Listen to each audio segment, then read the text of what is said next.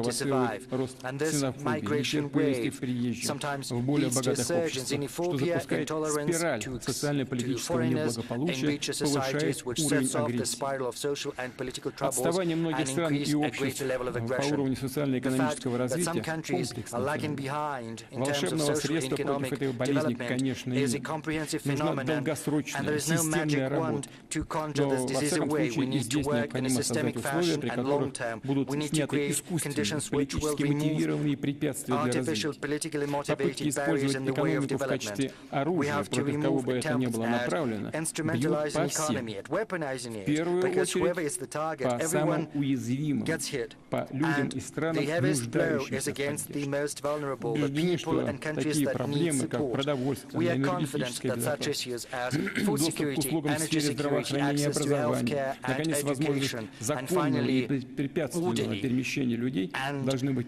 free вынесены movement за of people скобки have любых конфликтов и противоречий. to be Это и secured есть against being базовые held права hostage to человека. conflicts and controversies because these are Шестое. basic human rights. Мы не Sixth, устаем подчеркивать, we что любое highlight устойчивое международное indefatigably устройство that any может базироваться только на sustainable принципах international суверенного order can равенства. only be based upon the Да, все страны principle of обладают sovereign разным equality. It's true потенциалом, that это each nation очевидно, has и different potential. возможности у них It's далеко не evident, одинаковы. and their В этой связи capacities часто are vastly приходится different. слышать, что That полное often равноправие gives rise to the невозможно, notion that утопично full и equality иллюзорно. is impossible, Но it's особенность utopia, it's современного мира, illusory, тесно but связанного the и characteristic of the modern целостного, world, which как is раз и so заключается в том, что integrated and well государства connected, is не that самые могучие и большие countries that are not зачастую the играют most даже powerful or the biggest one большую роль, чем sometimes can гиганты. punch far А хотя бы above потому, что their они weight. способны более рационально At least и due to the fact that целенаправленно they использовать свой are человеческий, capable of being интеллектуальный, more rational природный and и targeted in the экологический use of their потенциал. human Гибко и intellectual, разумно natural подходят к and решению environmental сложных potential. вопросов, They're agile and задают flexible in высокие addressing стандарты в качестве complex жизни, в tasks. этике, They set в up the bar high эффективности in quality управления, of в life, in создании ethics, возможностей для governance efficiency, самореализации in каждого. building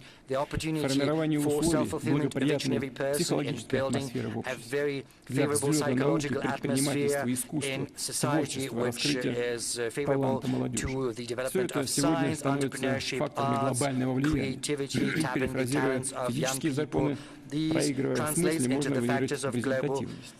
Самое influence. вредное, To paraphrase the days деструктивное, of physics, что проявляется в maybe the сегодняшнем force is мире, not that это great, but its высокомерие, efficiency is far отношение к better. кому-то But the свысока, most желание destructive thing today is arrogance бесконечно and и навязчиво high-handedness, поучать. as well as the Россия need to никогда constantly это and не ceaselessly делала. Ей это не pontificate. Russia has свойственно. И never мы been видим, the one что to наш do that, подход and we see продуктивен. that our approach is Исторический опыт productive. Our неопровержимо historic показывает. experience shows Неравноправие, будь то в indisputably that обществе, inequality, государстве, на be that within международной арене, society, within the обязательно stage, ведет or in к the дурным international последствиям. arena, will inevitably lead to nefarious Заключительно хочу consequences. добавить, о чем And I would ранее, like to add может, something и не that I упоминал haven't часто, spoken за about. несколько столетий Over в the many западноцентричном мире centuries of the Western-centric world, выработались we've некие seen the клише, emergence of certain cliches and стереотипы, своего рода stereotypes, иерархии. sort of in hierarchy. Есть, мол, развитый мир, Allegedly, there is прогрессивное the developed человечество, world, progressive некая humanity, a универсальная certain цивилизация, к universal которой все должны civilization стремиться. that everyone А есть is supposed to отсталые, aspire to, whereas there are нецивилизованные also народы, backward and civilized варвары. peoples, Их дело basically barbarians, беспрекословно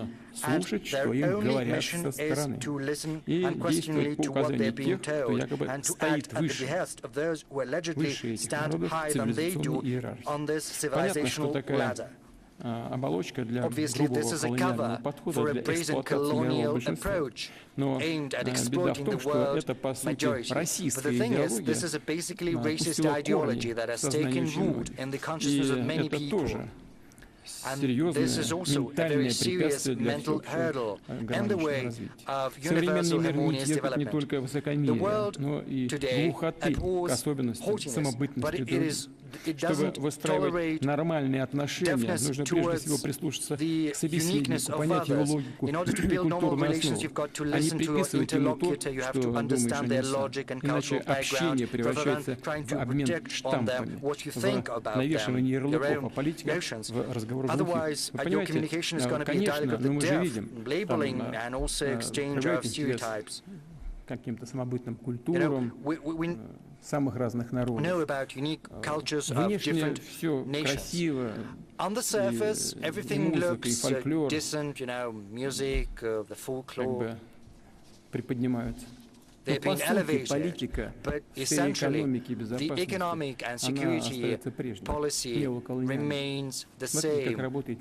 Neo-colonial in its essence. Just look at how it works, because the Western economies are blocking everything, trying to pursue their own interests. I refer to the WTO example. They're trying to preserve their dominance for decades and centuries. We have to remember that everyone is equal in that everyone is entitled to their vision. No better or no worse than other visions. It's just theirs. And this is the basis for mutual understanding of our interests, as well as respect, empathy, ability to commiserate, to listen to the arguments and points of views of others, and not just to listen, but also to build your policies based on that. Because listening to others does not imply simply agreeing with everything and accepting everything. This is about recognizing the right of your interlocutor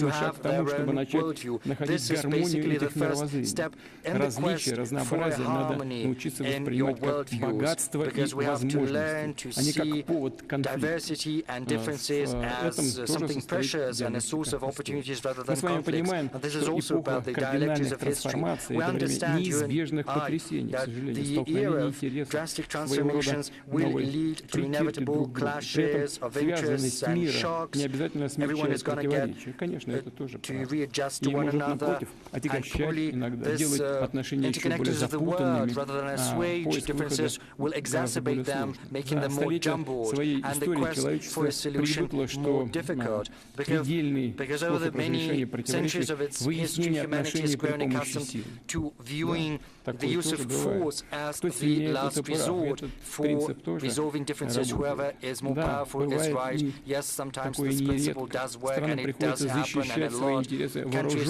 are forced to fend for their interests with up in arms, using all means at their disposal. But the world of today is becoming increasingly complex, and sometimes using force to address one problem will breed another problem, and other problems which are going to be even more grave. And we understand that our country has never been the one to initiate the use of force. We only are forced to do that when it becomes clear that our opponent is acting aggressively and is not willing to listen to any type of argument. And whenever necessary, we will take any measure we need to and have to do to protect Russia and our citizens, and we will always achieve our goals. The world is absolutely non-linear and inherently heterogeneous. We've always understood that. I was not going to take the trip down memory lane, but I remember very well back in 1999 when I stood at the helm of the government, and then I went on to become the head of state. There was something we were facing back then. I think the Russian citizens and the experts who are present here remember that very well as well. We remember the forces behind the terrorists in the Northern Caucasus. We know where from and in what size they were getting money and weapons, moral, political and ideological support. Sometimes it's laughable, but also very sad to remember those developments, because, Al-Qaeda, it's bad, but when it's fighting against you, then it's all right. And all of that breeds conflict. Back then, we fixed a goal for ourselves, to use all the time we have, to spare no effort to preserve our country. And it served the interests of all the peoples of Russia, despite the dire economic straits after the 1998 crisis and the armed forces falling into disrepair. We've managed to rise together and repel the attack of the terrorists and went on to rout them.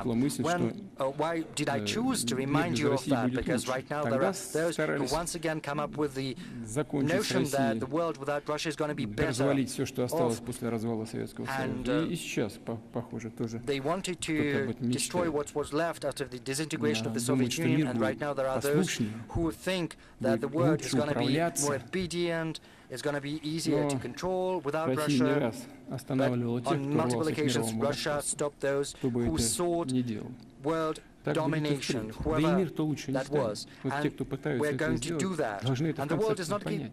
going to be Сложнее better. только And будет. those who do Наша not оппоненты understand that they находят have все to новые способы, realize that инструменты, it's only пытаясь от нас more избавиться. difficult.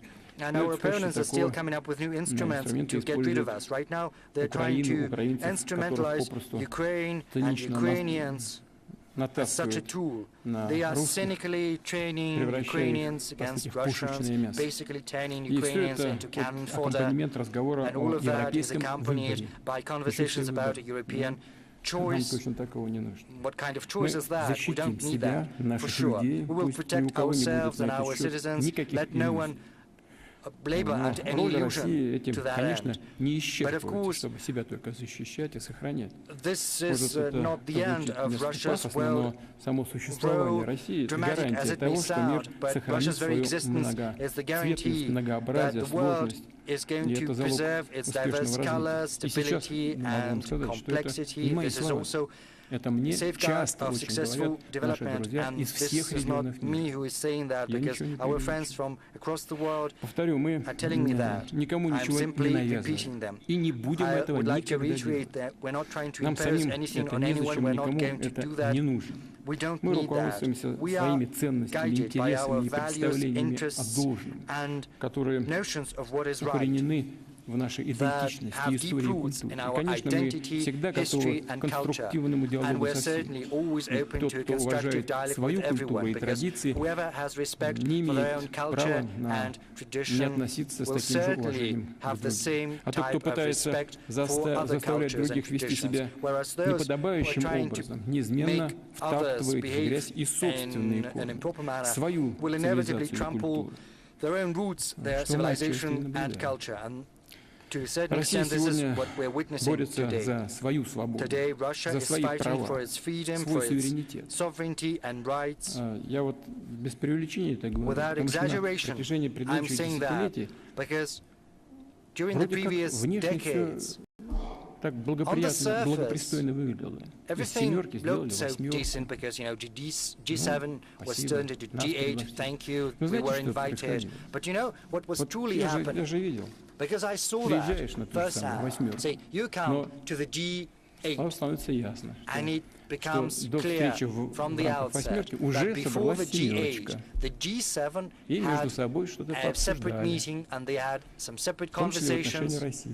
А and потом they had приглашают discussed Россию. Russia, and then they invite Russia to talk Так, with them. смотришь на это, You look at all с of улыбкой this смотрел сегодня. with a smile.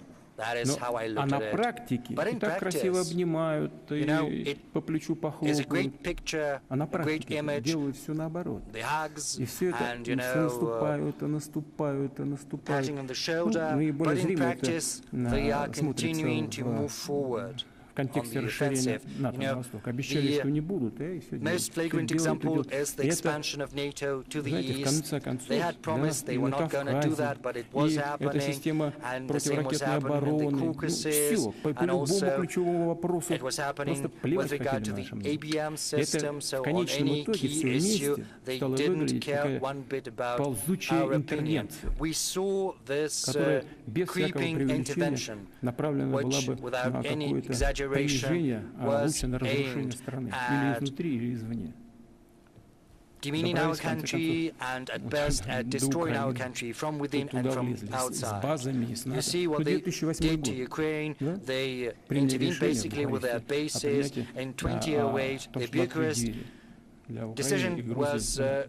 made to С open какого, the извините doors за to простоту выражения, Georgia с какого and перепуга? Ukraine. Какие там были Where какие-то did that come сложности, что ли, from? в мировых Had делах? there been any difficulties Ну да, in the спорим world с Украиной affairs? по ценам Yes, we на did газ have там и всё. had Всё равно some решали всё. disputes with Ukraine with В regard чем to the проблема? gas Зачем prices, надо but we это did было manage to arrive Вот at создавать a условия для solution. Why конфликта. did they need to create Понятно же было, к чему conditions это for a приведет. conflict? Because Нет, всё it was равно. И crystal дальше, clear и дальше, и what the дальше. consequences were Освоение going to наших be, исторических but they территорий didn't stop пошло. at that. They were trying to Поддержка project their явно influence режима с across явно our неонацистским historic уклоном.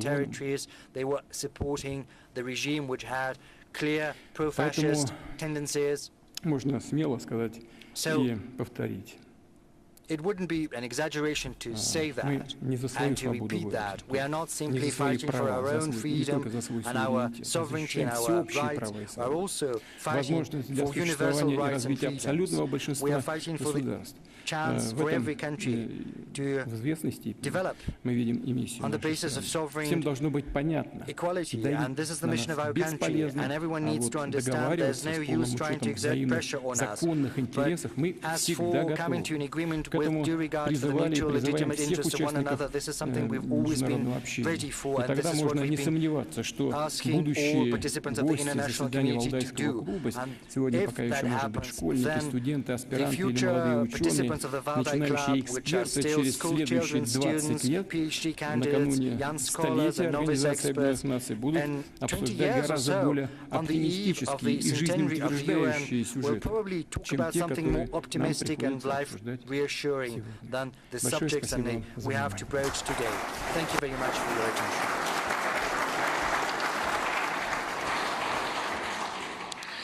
Большое спасибо, Владимир Владимирович, за такое обширное, объемное описание и мира, и российских взглядов на него.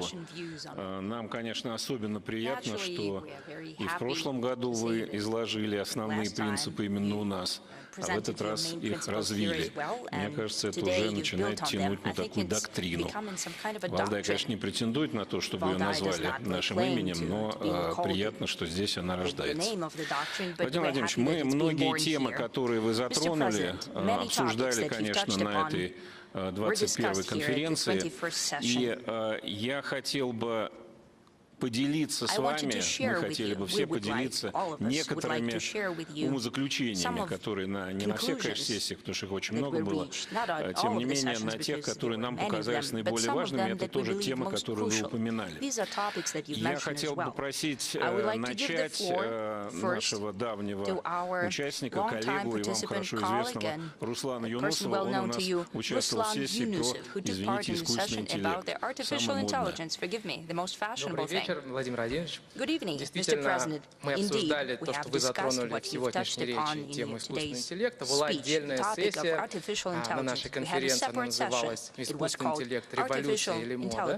Но прежде чем я перейду к результатам этой сессии, я бы подчеркнул такой уникальный факт, который в этом году произошел. Сразу 2 Нобелевские премии были выданы за достижения в искусственном интеллекте. Это премия по физике и по химии. Одновременно такого никогда не было.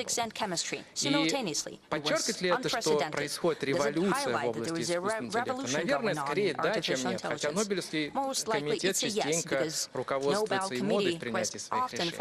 Но переходя к тематике уже нашей дискуссии, валдайской дискуссии, я подчеркну несколько аспектов, которые мы обсудили. Начали мы с того вопроса, который многих беспокоит. А вот придет искусственный интеллект и заменит он человека или нет? И особенно в тех областях, где требуется творческий подход, например, наука, искусство. И что мы видим в науке сегодня? Действительно, искусственный интеллект уже вошел в научный процесс. Многие достижения достигнуты благодаря и с помощью искусственного интеллекта. Но при этом мы также видим одновременно, что вытеснение человека не происходит из научного процесса. Скорее, сам прогресс ускоряется, а новые кадры, квалифицированные молодые ребята нужны еще больше. Так что здесь пока мы риска не видим. Также мы обсудили аспекты экономики и искусственного интеллекта. В свое время, во время ковида, в 2020 год примерно, были ожидания, что выход из мировой рецессии будет обеспечен в первую очередь за счет драйвера, такого драйвера, как искусственный интеллект. Вот мы обсуждали, сбылись ли предсказания или нет. Да, конечно, искусственный интеллект уже начал внедряться в экономику, в разные сектора экономики. Но если посмотреть на цифры, то окажется, что те самые оптимистичные ожидания, они не сбылись. Получилось немного более консервативно сегодня. И более того, эти ожидания продолжают быть сегодня. И мы видим формирование пузырей на инвестиционном рынке, что грозит в будущем отрицательными экономическими эффектами. Хотя сам по себе искусственный интеллект как технология, похоже, будет и дальше развиваться и будет основой экономики. Опять же, мы обсуждали вопросы безопасности. Сегодня нельзя не отметить, что террористические, экстремистские организации вовсю используют технологии искусственного интеллекта при вербовке новых членов или в более широких аспектах пропаганды. Фейковые новости, видео, они являются сейчас стандартным инструментом таких группировок. Но, с другой стороны, существует и использование искусственного интеллекта в контртеррористической, в контрэкстремистской деятельности, когда можно выявлять эти самые экстремистские элементы в обществе, но более того, можно влиять на сомневающуюся часть общества и отвратить ее от этих шагов, чтобы она не переходила на сторону экстремизма. И это тоже работает. Когда мы обсуждали, каков баланс, что больше, позитива или негатива, похоже, что позитивных явлений искусственного интеллекта в области безопасности все-таки больше, и хотелось бы, чтобы и дальше этот баланс был в стороне позитива. Ну и, конечно же, на Валдайском форуме нельзя не обсудить политические вопросы искусственного интеллекта. И вот были исследования, которые показали, когда мы, когда исследователи провели основные модели искусственного интеллекта, генеративные модели, через тестирование на политические взгляды, оказалось, что искусственный интеллект не является нейтральным. Не является нейтральным. У него сильно перекошены политические взгляды в сторону леволиберализма и во многом связаны с взглядами их создателей. И более того, в последние пару лет мы видим, что обучение искусственного интеллекта идет с помощью синтетических данных больше, чем из фактического реального материала. И это также способствует тому, что взгляды этих моделей будут более радикальными. Вот в ближайшие пару лет мы получим первых выпускников вузов, которые в своей деятельности используют, в обучении используют искусственный интеллект. Вот раньше, если мы брали курсовые рефераты, то ребята относились к первоисточникам, осмысляли их, проводили работу. Сейчас можно просто сделать запрос искусственному интеллекту, и тебе будет готов результат. Понятно, что качество обучения упадет. Но гораздо опаснее, на наш взгляд, такое исподволь влияние, которое оказывает искусственный интеллект, формируя мировоззрение молодых ребят, внедряя идеологию в их голову, причем эта идеология формируется во многом не в нашей стране, а за рубежом или даже за океаном. И здесь, как вывод, мы, конечно, понимаем, что необходимо усиливать контроль, регулирование искусственного интеллекта, но при этом, если руководствоваться запретительными мерами, похоже, результата не добиться. Скорее нужно поддерживать и развивать отечественные технологии искусственного интеллекта. Хорошо, что у нас сегодня большой задел сформирован, и большой прогресс мы видим существует. Надо его дальше продолжать, и это, наверное, будет основой технологического суверенитета в этой области. Здесь надо отметить, что Россия является одной из 3 стран в мире, у кого есть полный стек IT-технологий, и это действительно основа суверенитета. Ну и завершая такой мой доклад короткий, наши гости иностранные отмечали, что в некоторых странах уже сегодня есть ограничения, даже полный запрет на использование технологий искусственного интеллекта. Для нас, для России, это скорее возможность. Мы можем проявить себя как технологический лидер, показать себя в этой роли, экспортируя технологии искусственного интеллекта в наши страны-партнеры. Спасибо большое. Ну, если позволите, я 2 слова тоже скажу. Первое, конечно, искусственный интеллект – это важнейший инструмент развития. И один из наших приоритетов, прежде всего, конечно, в сфере экономики, но не только, и в других областях, использование больших данных, это развитие искусственного интеллекта. С учетом того, что у нас большой дефицит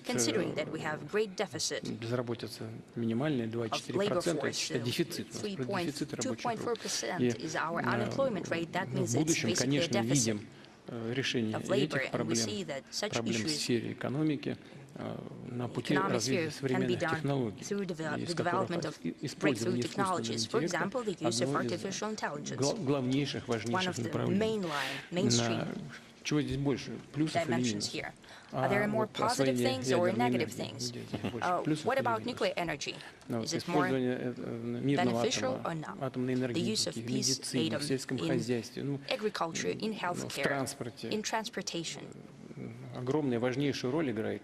It plays a И роль будет tremendous role, возрастать только, and it would я only уверен. increase, I'm Особенно с sure of учетом it, проблем especially изменения, климатических considering the изменений. climate change, Но в то же время the есть issues и presented ядерное by it. оружие. Still, we have nuclear Это weapons. большие On the other угрозы hand, создают для it creates человечества. great risks То же for самое, humanity. абсолютно то же The самое same и applies to the в искусственном интеллекте. artificial Вопрос, как intelligence. это регулируется It's a matter of и как regulation люди это and используют. the way that Вот people use вопрос, it. как регулируется. As for Конечно, regulation, во многих странах yes, это регулируется, во many многих countries странах, have the в regulation. некоторых, как вы говорите, даже And запрещают. some even Запрещать, have мне bans кажется, in невозможно. place. I think it's Но все равно impossible это to ban it. найдет себе It дорогу. will still find its way Особенно в through, условиях especially конкуренции. Конкуренция in the conditions нарастает. of competition and Я сейчас не говорю ever-increasing one. про I'm not talking вооруженное about противостояние, но в armed целом. confrontation, but В экономике конкуренция нарастает. indeed there Поэтому is greater competition in в условиях economy. конкурентной борьбы она неизбежна, Competition, неизбежное it's развитие искусственного unavoidable интеллекта. that И the здесь мы, artificial конечно, можем intelligence would be developing. быть в числе And here лидеров, we could имея в be виду one of the определенные leaders. преимущества, которые у I нас mean, есть. certain advantages that we have in place. Что касается суверенитета, важнейшая sovereignty, составляющая, конечно, эти crucial платформы, element. они Yes, чаще всего these они platforms формируются за рубежом, are usually trained abroad. а они формируют мировоззрение, And they shape the worldview. совершенно верно. Indeed, И it is so. здесь мы должны быть, мы должны понимать And we have это to be aware of it. и развивать свой And we суверенный need to develop our искусственный own интеллект. sovereign artificial Конечно, intelligence. нужно пользоваться всем, что We need есть. to make use of everything Да, that's но out there. нужно развивать и свои We need to направления. develop Здесь, ну, у нас our Сбер, own Яндекс competitions. We have активно над этим Sberbank and работают и в Yandex целом that are работают working весьма actively on it, успешно. and they're quite successful. Вот мы и, безусловно, будем это все делать. Naturally, Это we'll do вне all of всяких it, сомнений. without doubt. Да, особенно там, где он уже сам себя воспроизводит. Especially when Это очень the интересно. AI reproduces itself. И It's very очень interesting перспективно. and very promising. Но здесь есть и свои угрозы, конечно. There are Мы certain должны threats видеть, as well. понимать эти We угрозы need to и see them, соответствующим образом to be fully выстраивать свою aware of работу. them, and to Но, build our work как я уже accordingly. сказал, это одно But из as I have said, важнейших this is one направлений of the нашей most crucial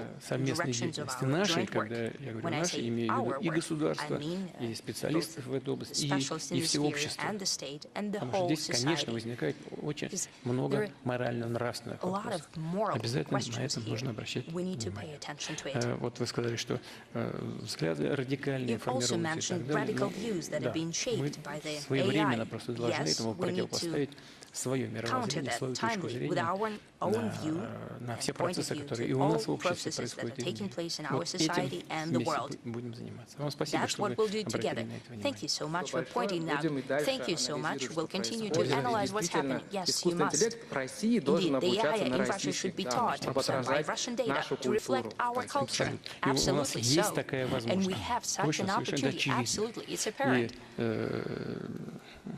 уверен, что у нас все очень I'm все sure получится, that we и will это принесет succeed нам and такую It огромную, will bear fruit for us. будет хорошей поддержкой в It will be нашем great развитии. support in our огромным выгодным development. состоянии. It will be a great advantage. Thank you. Владимир Владимирович, а Mr. суверенный President, искусственный what about интеллект, когда у sovereign нас будет, artificial он нам intelligence? сможет When we русскую have идею it, для will 21 we'll века be able предложить? to present us with a Russian idea for the 21st Он нам century? может только It помочь, can only help us помочь решать те задачи, solve the которые перед нами issues that стоят. we are faced with. Очень важно, как мы их формулируем. It's very important the way we Спасибо. formulate them. Да, и поскольку там он работает Since it- тоже с большими данными, It operates with big data. но у нас Well, есть все возможности, и we have интеллектуальные every возможности, opportunity, и both intellectual and технологические, и technological. большое количество свободной We have a энергии. great number of Здесь free есть над energy. чем нам вместе поработать. И я думаю, что There is a lot над of space такими, for us to work here, над and такими вопросами, I think that such как вы сейчас matters, сказали, as you have just raised, философскими, philosophical фундаментальными, matters, fundamental надо matters. все привлекать. We need А to наше уже дело с engage вами all tools, and it's верить up to этому us или не whether верить, to believe it or not когда мы получаем when we результаты receive the result исследований, основанных на современных of принципах the и с quest that использованием, we в том have числе искусственного received интеллекта. with the use of Спасибо. artificial intelligence as Смежная well. тема, Thank you. конечно, у нас An adjacent обсуждалась, где topic that искусственный we've интеллект и discussed, цифровизация, там where и информация, все то, что с ней сейчас artificial происходит. intelligence comes together А происходит with очень много тоже, и information. плюсы, и Then there's минусы a lot of happening во there, всем. both advantages Наш and индийский disadvantages коллега everywhere. Арвин Our Гупта Indian участвовал в colleague этой Arvind сессии. Gupta Прошу вас. took part in that session. Thank you. Thank you. My name is Arvind Gupta, Mr. President, and I come from India. I work on the intersection of technology and society and building a digital public infrastructure for population scale problems. Thank you, Mr. President. You've already addressed some of the issues that my colleague Ruslan here talked about on AI, but I thank you for listening to our summary, and our expert panels discussed the issue of something which is adjacent to AI, and I will in the end mention that, of information manipulation, surveillance using technology and data, and the lack of transparency in all technology systems today. Mr. President, the group discussed that the internet was designed about 45 years ago to be a global public good. Unfortunately, now, like many other things, it's become very unipolar. It's controlled by a few big tech firms with their own ideological leanings.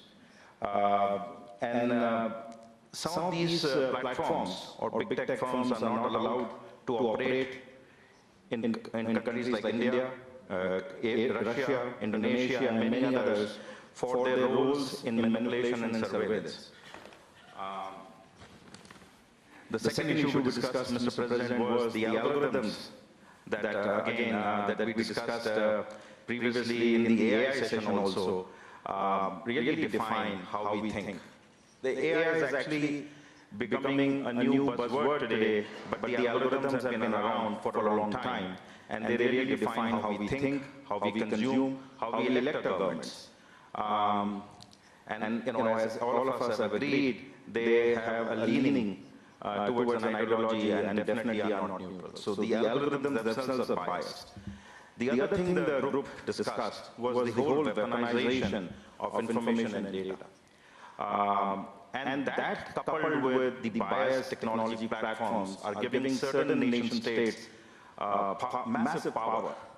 And it's influencing national security, democracy, and the public order in general. So, Mr. President, you are aware that this has been the form of Western technology platforms. But India presented an alternate model during its G20 presidency to this Western technology platforms. It's a platform which takes society into account. It's a bottom-up platform built around identity, a universal identity system, a universal payment system. It's actually used by more than 1 billion people, and in India, and more than 20 other countries use it. This is to present that how India has created a different vision for technology from the Western vision that exists today. Mr. President, I must commend Russia for succeeding making the Mir platform very successful in Russia in a very, very strong time, and that also shows the power of technological sovereignty that was just mentioned, that it can be done if the desire is there. Mr. President, the issue that you just discussed, I progress with this biasness of technology and technology platforms and the non-neutral nature with what is coming head-on to us, the artificial intelligence era. Given that we let a few big companies control the internet, how do we ensure that that our culture, our society, our national interests are going to be protected in this whole era of artificial intelligence? What kind of guardrails do we need to build from the start to have fair and responsible AI? How do we ensure that like-minded states work together for non-weaponization of AI, for non-weaponization of artificial intelligence? And lastly, Mr. President, we would like to hear from you, how do we build trust in the information that we see in news and technology at large? And that was one of the most defining things that the group debated, and look forward to hearing from you. Thank you very much.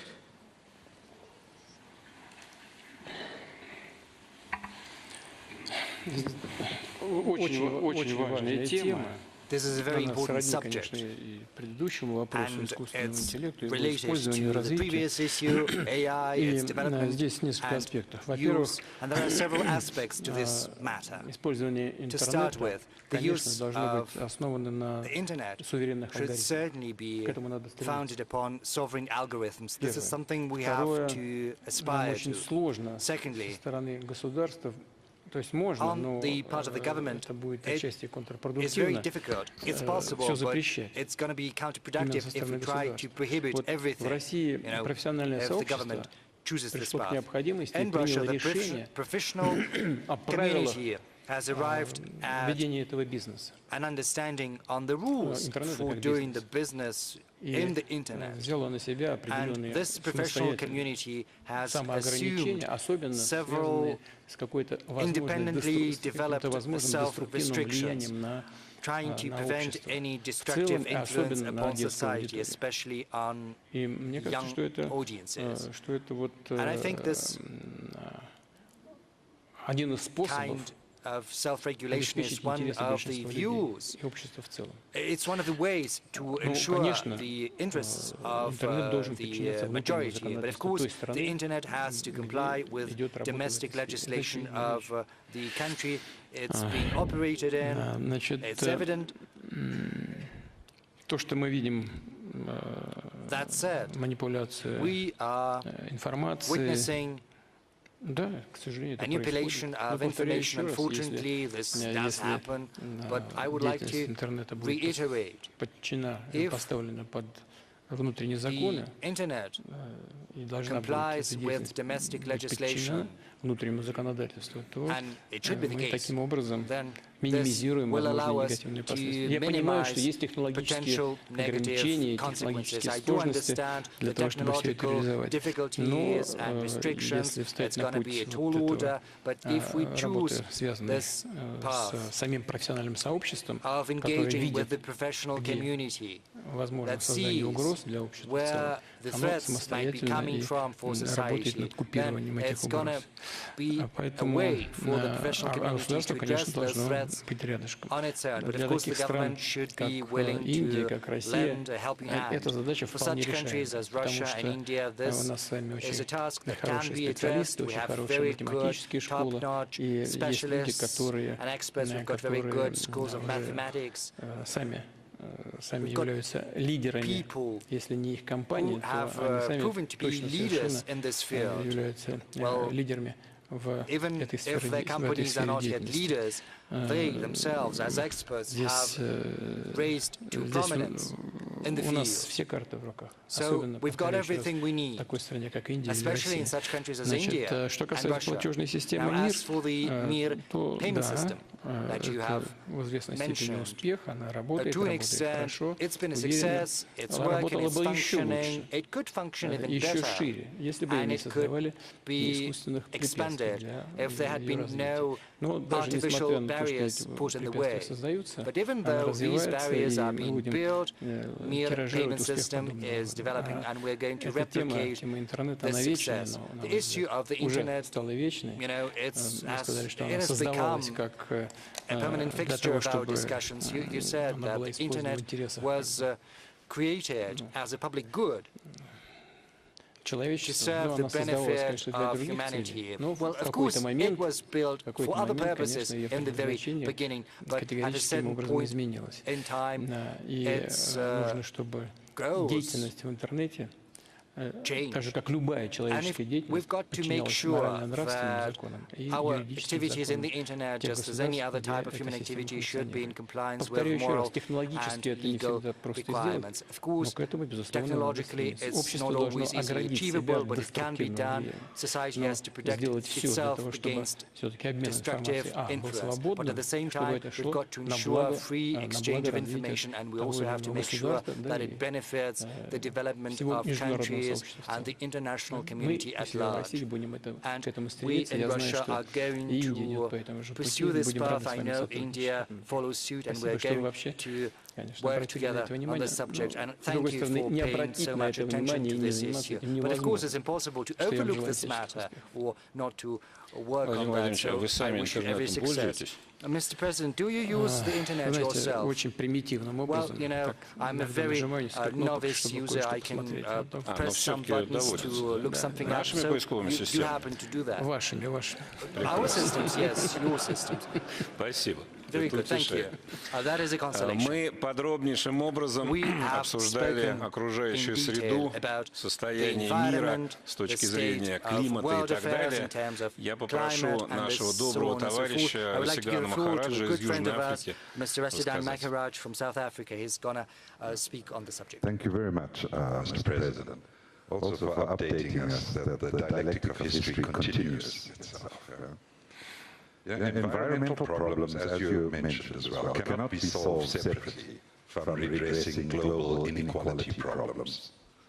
The World Meteorological Organization, the international weather body, recently noted that human-caused climate change has resulted in widespread and rapid changes in the atmosphere, ocean, cryosphere, and biosphere.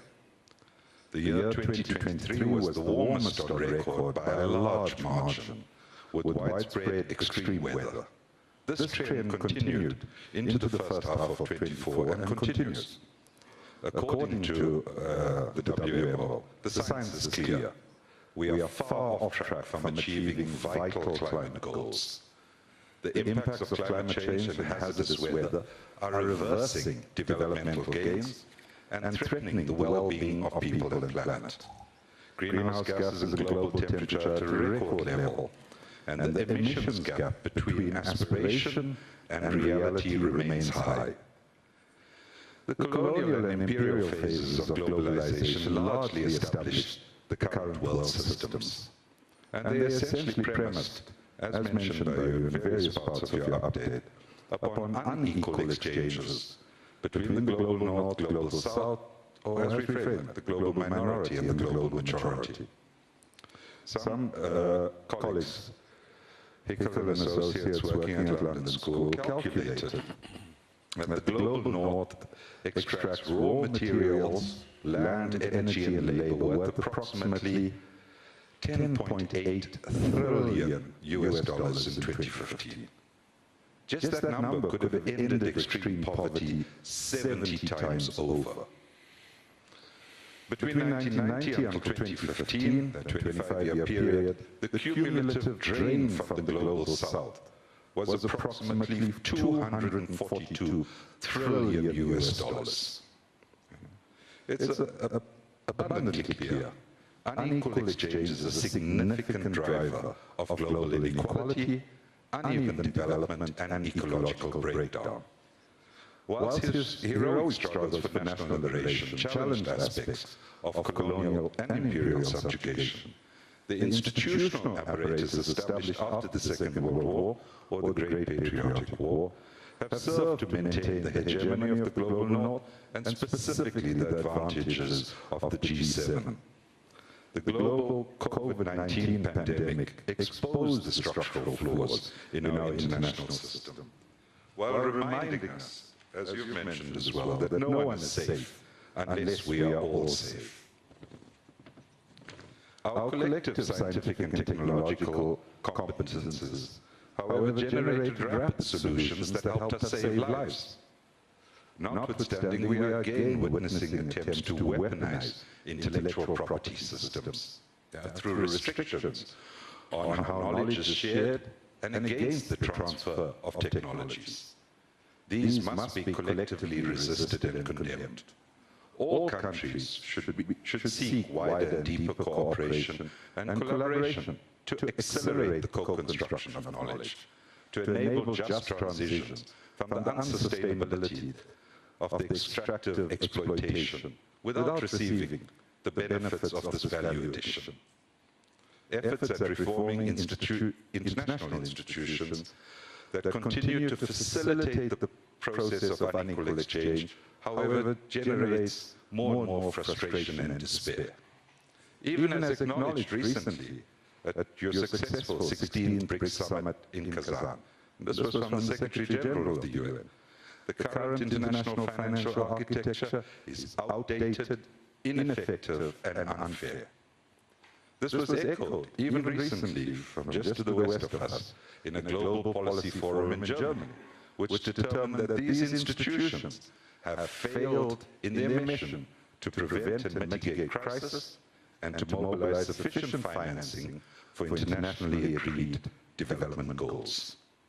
Our common security can only be enhanced by actively reducing these inequalities in world systems and actively promoting knowledge sharing, ensuring equitable opportunities for the development of all.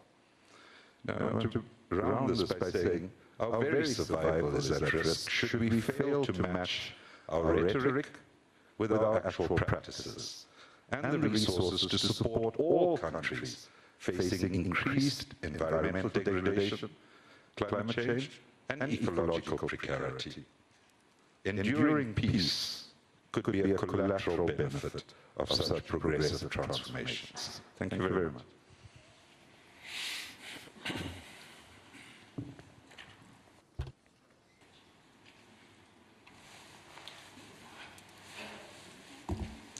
Конечно, то, чем вы занимались certainly the subjects that you have broached сейчас in the course of your discussions в дискуссиях с своими коллегами здесь, на with your colleagues here at the Valdai Club, это одно из важнейших направлений one of the main исследований для человечества, avenues потому что for research сейчас не будем вдаваться в детали, for the whole humanity. I'm not going into detail right now, nor am I going to discuss what is happening and the reasons for that. Well, yes, we understand that there is a global warming. We're not going to discuss whether that is happening due to anthropogenic activities, or maybe there are other influences coming from space, maybe there are some cycles in the history of Earth. But evidence for climate change is there. Climate change is happening, and it would be wrong not to do anything. We in Russia know full well that this is happening because in Russia the warming is happening at a faster pace than anywhere across the world. Over the last 15 years, we have registered a 0.5 degree increase. Across Russia and in the Arctic, it's been 0.7 degrees, and 60% of our territory has permafrost. So it has practical implications for us, because we have cities and towns and settlements in the permafrost, and there are productive capacities deployed over there. So this warming is going to have serious implications for us. So we're well aware of what is happening. Кстати говоря, одна из самых зеленых энергетик в мире. 40% в структуре энергетики, 40% газовой генерации. Еще атомная генерация, гидрогенерация и в общем и целом 85% низкоэмиссионной генерации в структуре российской экономики. Это одна из самых зеленых генераций в мире, структур. Sources of energy. This is one of the greenest energy mixes across the world. Another 20% of all the forests are in Russia, so we have a very big absorbing capacity as well. And we are keeping that in mind. We have plans to that end. We've publicly announced these plans. We have антропогенных выбросов. И безусловно, будем это делать. Кстати говоря, те, кто больше всего шумел на этот счет, они действуют, к сожалению, для всех, и для них, наверное, тоже в совершенно обратном направлении. Допустим, угольные генерации в Европе резко увеличились. Совсем недавно все шумели в Европе по поводу того, что нужно закрывать угольные генерации. Сейчас не только не закрыли, а увеличили ее. Странно просто, но тоже по каким-то надуманным политическим соображениям. Ну, это уже отдельная тема. Значит, по поводу искусственных барьеров, связанных для развития развивающихся экономик, связанных с экологической повестки. Да, вот эти так называемые зеленые барьеры, которые начинают некоторые страны создавать для развивающихся государств, для развивающихся рынков. Но это, конечно, это просто новый инструмент они придумали для того, чтобы сдерживать развитие. Пожалуйста, если все так озабочены и искренне озабочены изменениями климата, о чем мы, конечно, должны думать, но тогда обеспечьте тем странам, которые тоже готовы работать в этой сфере, обеспечьте им источники финансирования и технологии для того, чтобы они могли спокойно, безубыточно переходить на эти новые технологии. А иначе что, они должны тащиться в хвосте прогресса? И справедливо некоторые говорят, ну вы-то, те, кто от нас требуете сегодня немедленного перехода на новые технологии, вы-то использовали все источники энергии ранее, да? Вы загрязнили всю атмосферу, а теперь от нас требуете, чтобы мы немедленно перескочили в новые уровни генерации. Ну как же мы можем это сделать? Или мы должны тратить все последние наши ресурсы на новые технологии, да, которые должны у вас и закупать, и вам платить опять же за это. Но это тоже один из инструментов какого-то неоколониализма. Дайте возможность людям жить нормально, развиваться. И если вы так действительно искренне считаете, что все вместе должны мы об этом заботиться, источники финансирования, пожалуйста, обеспечьте. И технологии передавайте, а не ограничивайте эти технологии. Я с вами полностью согласен, если у вас в вашем выступлении намек был именно на это. Ну а как иначе? Это то же самое касается и финансов. Но действительно, я уже говорил, по данным наших экспертов, я им полностью доверяю, только на том, что доллар является мировой валютой, Соединенные Штаты за последние 10 лет получили просто так, из воздуха, $12 триллионов. Просто так.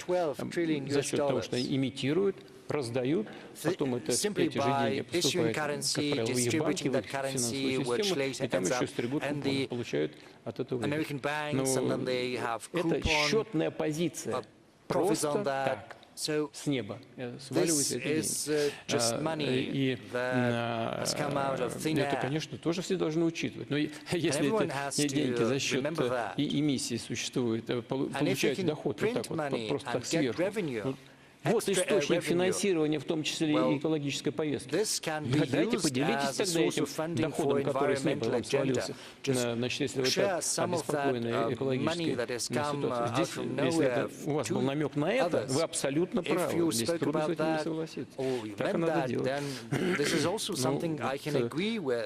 Пожалуй, в этом состоит мой комментарий. То есть добавить еще много чего есть.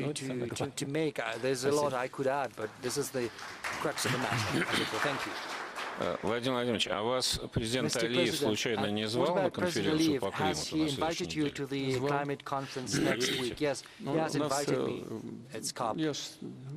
Я был там не так давно. Президент Алиев, мы с ним договорились, что Россия будет представлена на высоком уровне. Участие в этом мероприятии примет председатель правительства Российской Федерации Мишустин. Плавно перетекаем к теме, которая нас всех волнует, потому что мы все-таки в основном международники. Вами же высказана идея евразийской безопасности. Мы посвятили этому много дискуссий. Валдайский доклад во многом в этом году об этом. И сессия была очень интересная. Я хочу попросить нашего друга Глена Дизена из Норвегии изложить основные выводы. Thank you. Mr. President, my name is Glenn Diesen. I'm a professor of political economy from Norway.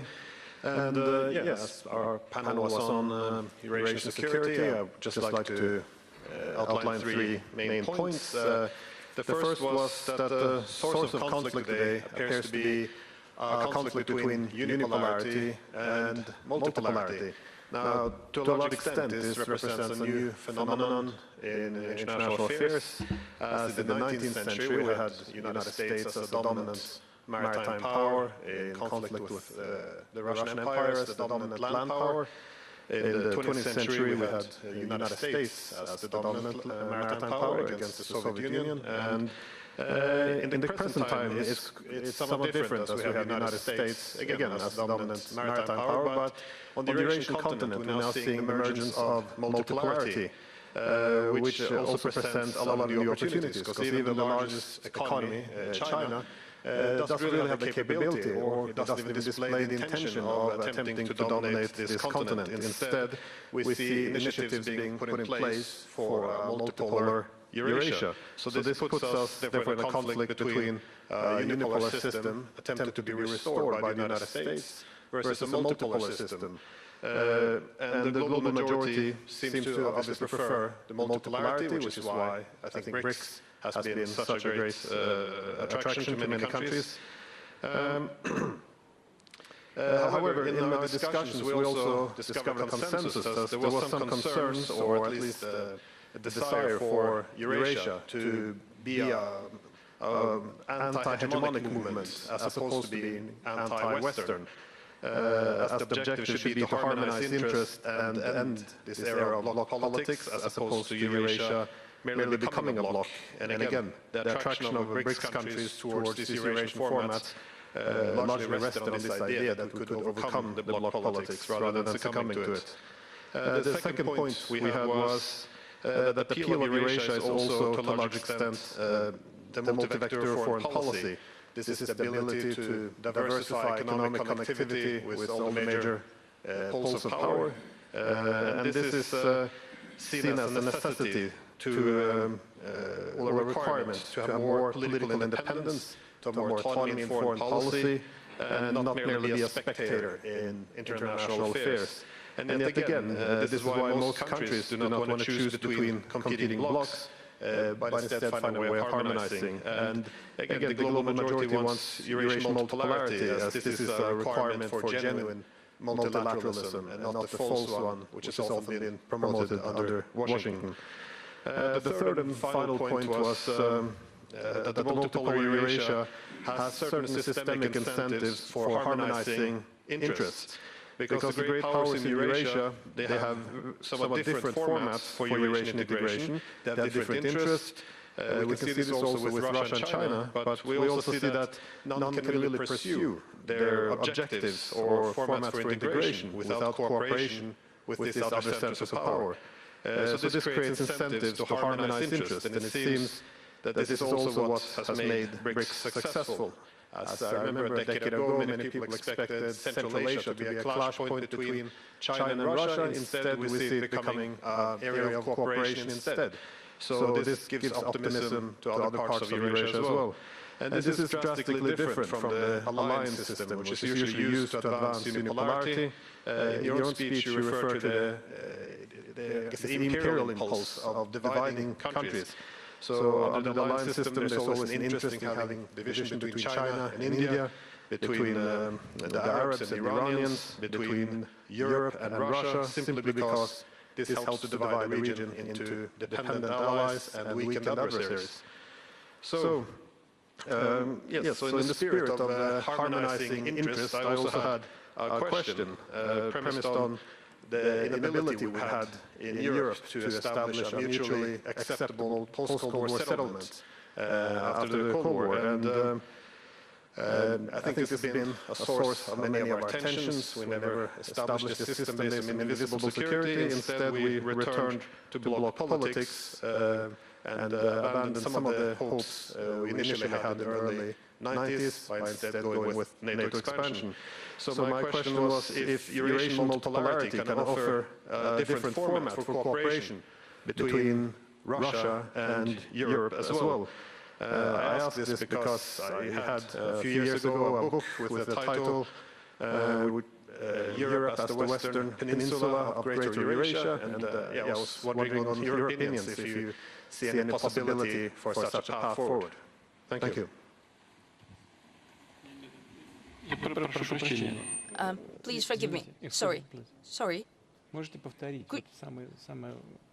Could you please repeat what you were saying in the end? Could you formulate the question yet again, please? Sorry, well, my question was, premised on the idea that across Eurasia we've seen many countries being able to overcome their differences, their political differences, through economic connectivity. We see this, for example, the deals the Chinese were promoting between the Arabs and the Iranians. And I was wondering if some format for Greater Eurasia, in which Europe would be a part of this Greater Eurasia, if there's some ability to use this BRICS or some other institutions to also foster better relations with Russia and Europe, so we can overcome this bloc politics in Europe, which we never were able to overcome after the Cold War.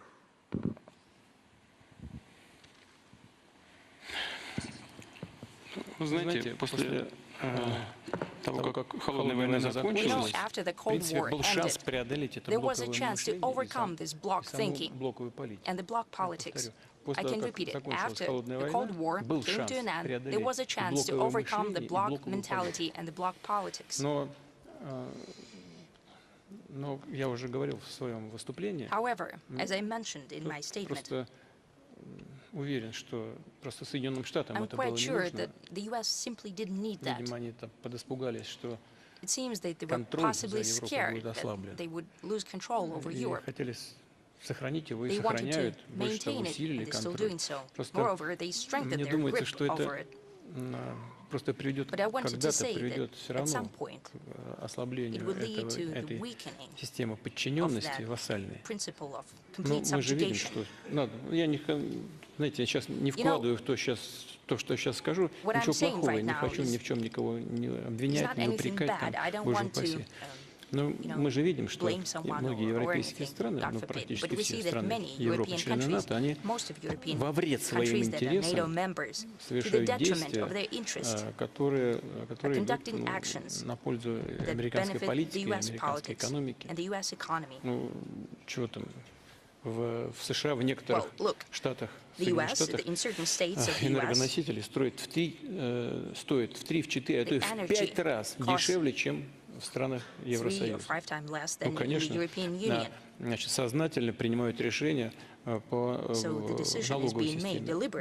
Там, снижают налог на прибыль, допустим. Создают условия для перевода предприятий, целых предприятий, отраслей из Европы на территорию США. И некоторые переезжают. Сначала это коснулось тех, которые непосредственно связаны с первичным источником энергии. Это производство удобрений, стекольная промышленность, еще некоторые другие производства. Они просто свернули свою деятельность, стало нерентабельно, перебираются туда. Потом это на втором передело. Сейчас вот затронуло. Так или иначе это связано с металлургической промышленностью, а потом сейчас вот автомобильную промышленность затронуло. Можно сколько угодно сваливать, правительство сколько угодно могут сваливать на якобы неэффективную работу менеджмента той или иной компании. Но это результат их политики прежде всего. Правительственной политики. А потом в этих условиях менеджмент должен был что-то делать, чтобы спасать свои предприятия, рабочие места, но не всегда это возможно. Вот. А если, и поэтому вот тот конфликт, который сейчас, к сожалению, участниками которого мы, к сожалению, являемся, он позволил Штатам добиться вот этого укрепления своей ведущей роли, мягко говоря, вот, полуколониальная зависимость стран оказалась. Честно говоря, даже я этого не ожидал. То же самое с Японией происходит. Мы что плохого Японии сделали? Это ничего вообще. Нет ни одного шага, ни одного слова. Они взяли против нас санкции. С какого перепуга? Ну, теперь вопрос возникает, а что с этим делать? Ну, мы же ничего не делали, а здесь коллеги из Японии, наверное, вопросы будут какие. Вот. С Европой еще хуже. Знаете, я уже говорил, но я не откажу себе в удовольствии вспомнить разговор с бывшим канцлером ФРГ Колем в 1993 году, когда мне посчастливилось присутствовать при его разговоре с бывшим мэром Петербурга, когда я еще не забыл немецкий язык, я в качестве переводчика между ними функционировал. Он вообще отпустил переводчика, сказал: я go and take a остался, rest, и я I переводил. stayed and I interpreted for Для them. меня, как в недавнем For прошлом me, as сотрудника внешней a разведки former member Советского of external Союза, было intelligence of the удивительно Soviet Union, слышать it то, was что so он говорил. surprising to hear what he was Честно говоря, saying. я вот To be говорил, honest, там, слушал, I переводил. was listening to them, I Я was был, interpreting, ну, мягко говоря, and to очень put it удивлен. mildly, I was extremely Потому что surprised. все-таки в моей голове еще Because штампы были. I still had холодной cliches войны, of the Cold ну, War я, mentality in my head. сотрудник разведки I was a СССР, member КГБ of СССР, intelligence of вдруг он начал KGB of говорить, Коль, USSR, and all of a sudden, что Chancellor будущее Kohl started Европы, saying если that она the хочет future of Europe, сохраниться в if it качестве wants to независимого preserve itself центра as an мировой цивилизации, independent будущее должно center быть of только European вместе с civilization, Россией. Нужно the future объединять is only наши with усилия. Russia. We need to bring together our efforts. Я рот открыл. I was simply agape. Ну и он продолжал в таком же духе, говорил о том, continued как in the будет, same vein, по его мнению, and he spoke about развиваться his ситуация на vision американском about the континенте, development of куда и situation как on the American continent, будут выстраивать Соединенные the way Штаты the свои US усилия. will Сейчас не буду continue to build its воспроизводить, policy. Well, I will not ничего give it плохого он verbatim. про Штаты Well, не he говорил. didn't say Нет, он anything просто bad about как the US, аналитик, but как he эксперт, simply даже не gave как his expert бундесkanцлер opinion, говорил, not а just a как chancellor, эксперт. but more like an expert. Вот. Но на самом деле, ну, And in essence, 85-90% того, что 85 он or говорил, то и 90% происходит. Я сейчас именно he это spoke about is наблюдаю. Мы все happening. это I can наблюдаем. see it, and everyone can see it as well. И, конечно, мы должны попытаться And выстроить, naturally, we should try to выстроить build систему a безопасности на security Евразийском system on континенте. Eurasian Он continent. огромный, этот It's континент. И, tremendous конечно, in size. Европа может и, And на naturally, мой взгляд, должна Europe быть can, and I неотъемлемой believe частью should этой be, системы. and Вы сказали о part том, and что parcel of that system. я даже I jotted it пометил, down. КНР не имеет возможности и does не not have хочет a chance and doesn't значит, там, want играть какую-то play a доминирующую роль. Вы dominating сказали про role. Центральную You Азию, я said сейчас тоже скажу об этом. You spoke about Central Мне Asia as кажется, well. здесь наверняка есть And I will mention it наши too. I друзья think из Китая. there are certainly Да, our friends в from философии China here. китайцев нет The такого. Chinese Они не philosophy does not стремятся к have that. They доминированию. do not strive for В domination. этом весь фокус. That's В этом the trick. привлекательность той That's теории the attraction или того предложения, of the которое theory, of которое that сформулировал proposal that has been председатель worded by Китайской Народной President Республики Си Цзиньпинь. Один пояс, один One путь. belt, one road. Один пояс One и belt, один one общий путь. common road. Это не только китайский путь, This это is not a общий путь. Chinese Они как road. раз, This is a во common всяком road. случае, в Everyone's двусторонних road. отношениях, At у least нас именно bilaterally, так и звучит, that's именно the так way и it sounds, действуем, and that's в the way we интересах друг behave, друга. in the И interests of вот each что other. происходит в Центральной Азии? Все What's рассчитывали happening in там на Central Asia? какое-то Everyone столкновение или expected some kind of a трение clash России и or Китая в Центральной Азии. Да нет, там, понимаете, в чем дело? between Russia and China and Это же Central Asia. Well, look, страны the thing is с that очень молодой these государственностью, countries с are very еще young in their с экономикой, statehood. которая требует They have economies серьезного that развития. requires Там significant development. демографические процессы нарастают. Demographic processes are afoot Скажем, в Узбекистане. For example, take Каждый Uzbekistan. год плюс Every миллион year, человек. they add another Плюс million миллион. of population. Представляете? Can you imagine that? 27 или 28 миллионов уже 27 or населения. 28 И million. плюс That's already миллион the каждый population, год. and they have an Вот extra в million Индии born плюс each year. 10, как мне India has говорил plus мой 10, друг, as my господин премьер-министр friend, Моди. Prime Но Minister в Индии Modi это 1,5 миллиарда spoke. человек But живет. India has Там, 1.5 billion people living there. В Узбекистане And Uzbekistan has 38, 37. да, скоро 40 38. миллионов. И каждый год Now миллион. Это they очень soon have много. to have Там 40 много million. проблем. That's Если a lot of millions. Китайская They Народная have plenty of Республика issues. приходит, And if the помогает People's этим Republic of экономикам, China а comes это over there and значит, helps out those что как economies, результат and that means экономического as a result of сотрудничества economic cooperation, значит, стабилизируется и внутриполитический процесс, domestic стабилизируется political processes stabilize государственность. as well. The Россия в этом только statehood заинтересована. is stabilized. Мы хотим, Russia чтобы only там has an была interest in that. стабильная We want to have a обстановка stable и стабильное situation there, развитие. stable Это и в наших development. интересах. It's in our Поэтому там interests as well. соперничества Therefore, the никакого нет. competition Там сотрудничество is есть. absent there. И We only have это не мешает cooperation. развитию It наших doesn't stand in the традиционных way of связей development с of этим our регионом traditional мира development of ties with that и region of the страны world Центральной Азии, and the которые countries там of Central столетиями Asia входили в that состав for hundreds Российской of империи, years have been Советского part Союза, of the Russian Empire не and of только the не Soviet помнят, они Union, дорожат not only remember нашими well, but особыми they контактами, cherish особыми our связями. special contacts and special Это идет ties. только всем на пользу. And Если it мы вот benefits таким everyone. образом создавая систему безопасности на евразийском континенте. А сейчас опять, кстати говоря, я же слышу, что там в некоторых европейских странах происходит, что говорят, опять начали говорить о создании единой системы безопасности от Лиссабона там, до Владивостока. Опять возвратились к тому, о чем де Голль, по-моему, в свое время говорил. Он, правда, говорил до Урала, но на самом деле речь должна идти до Владивостока.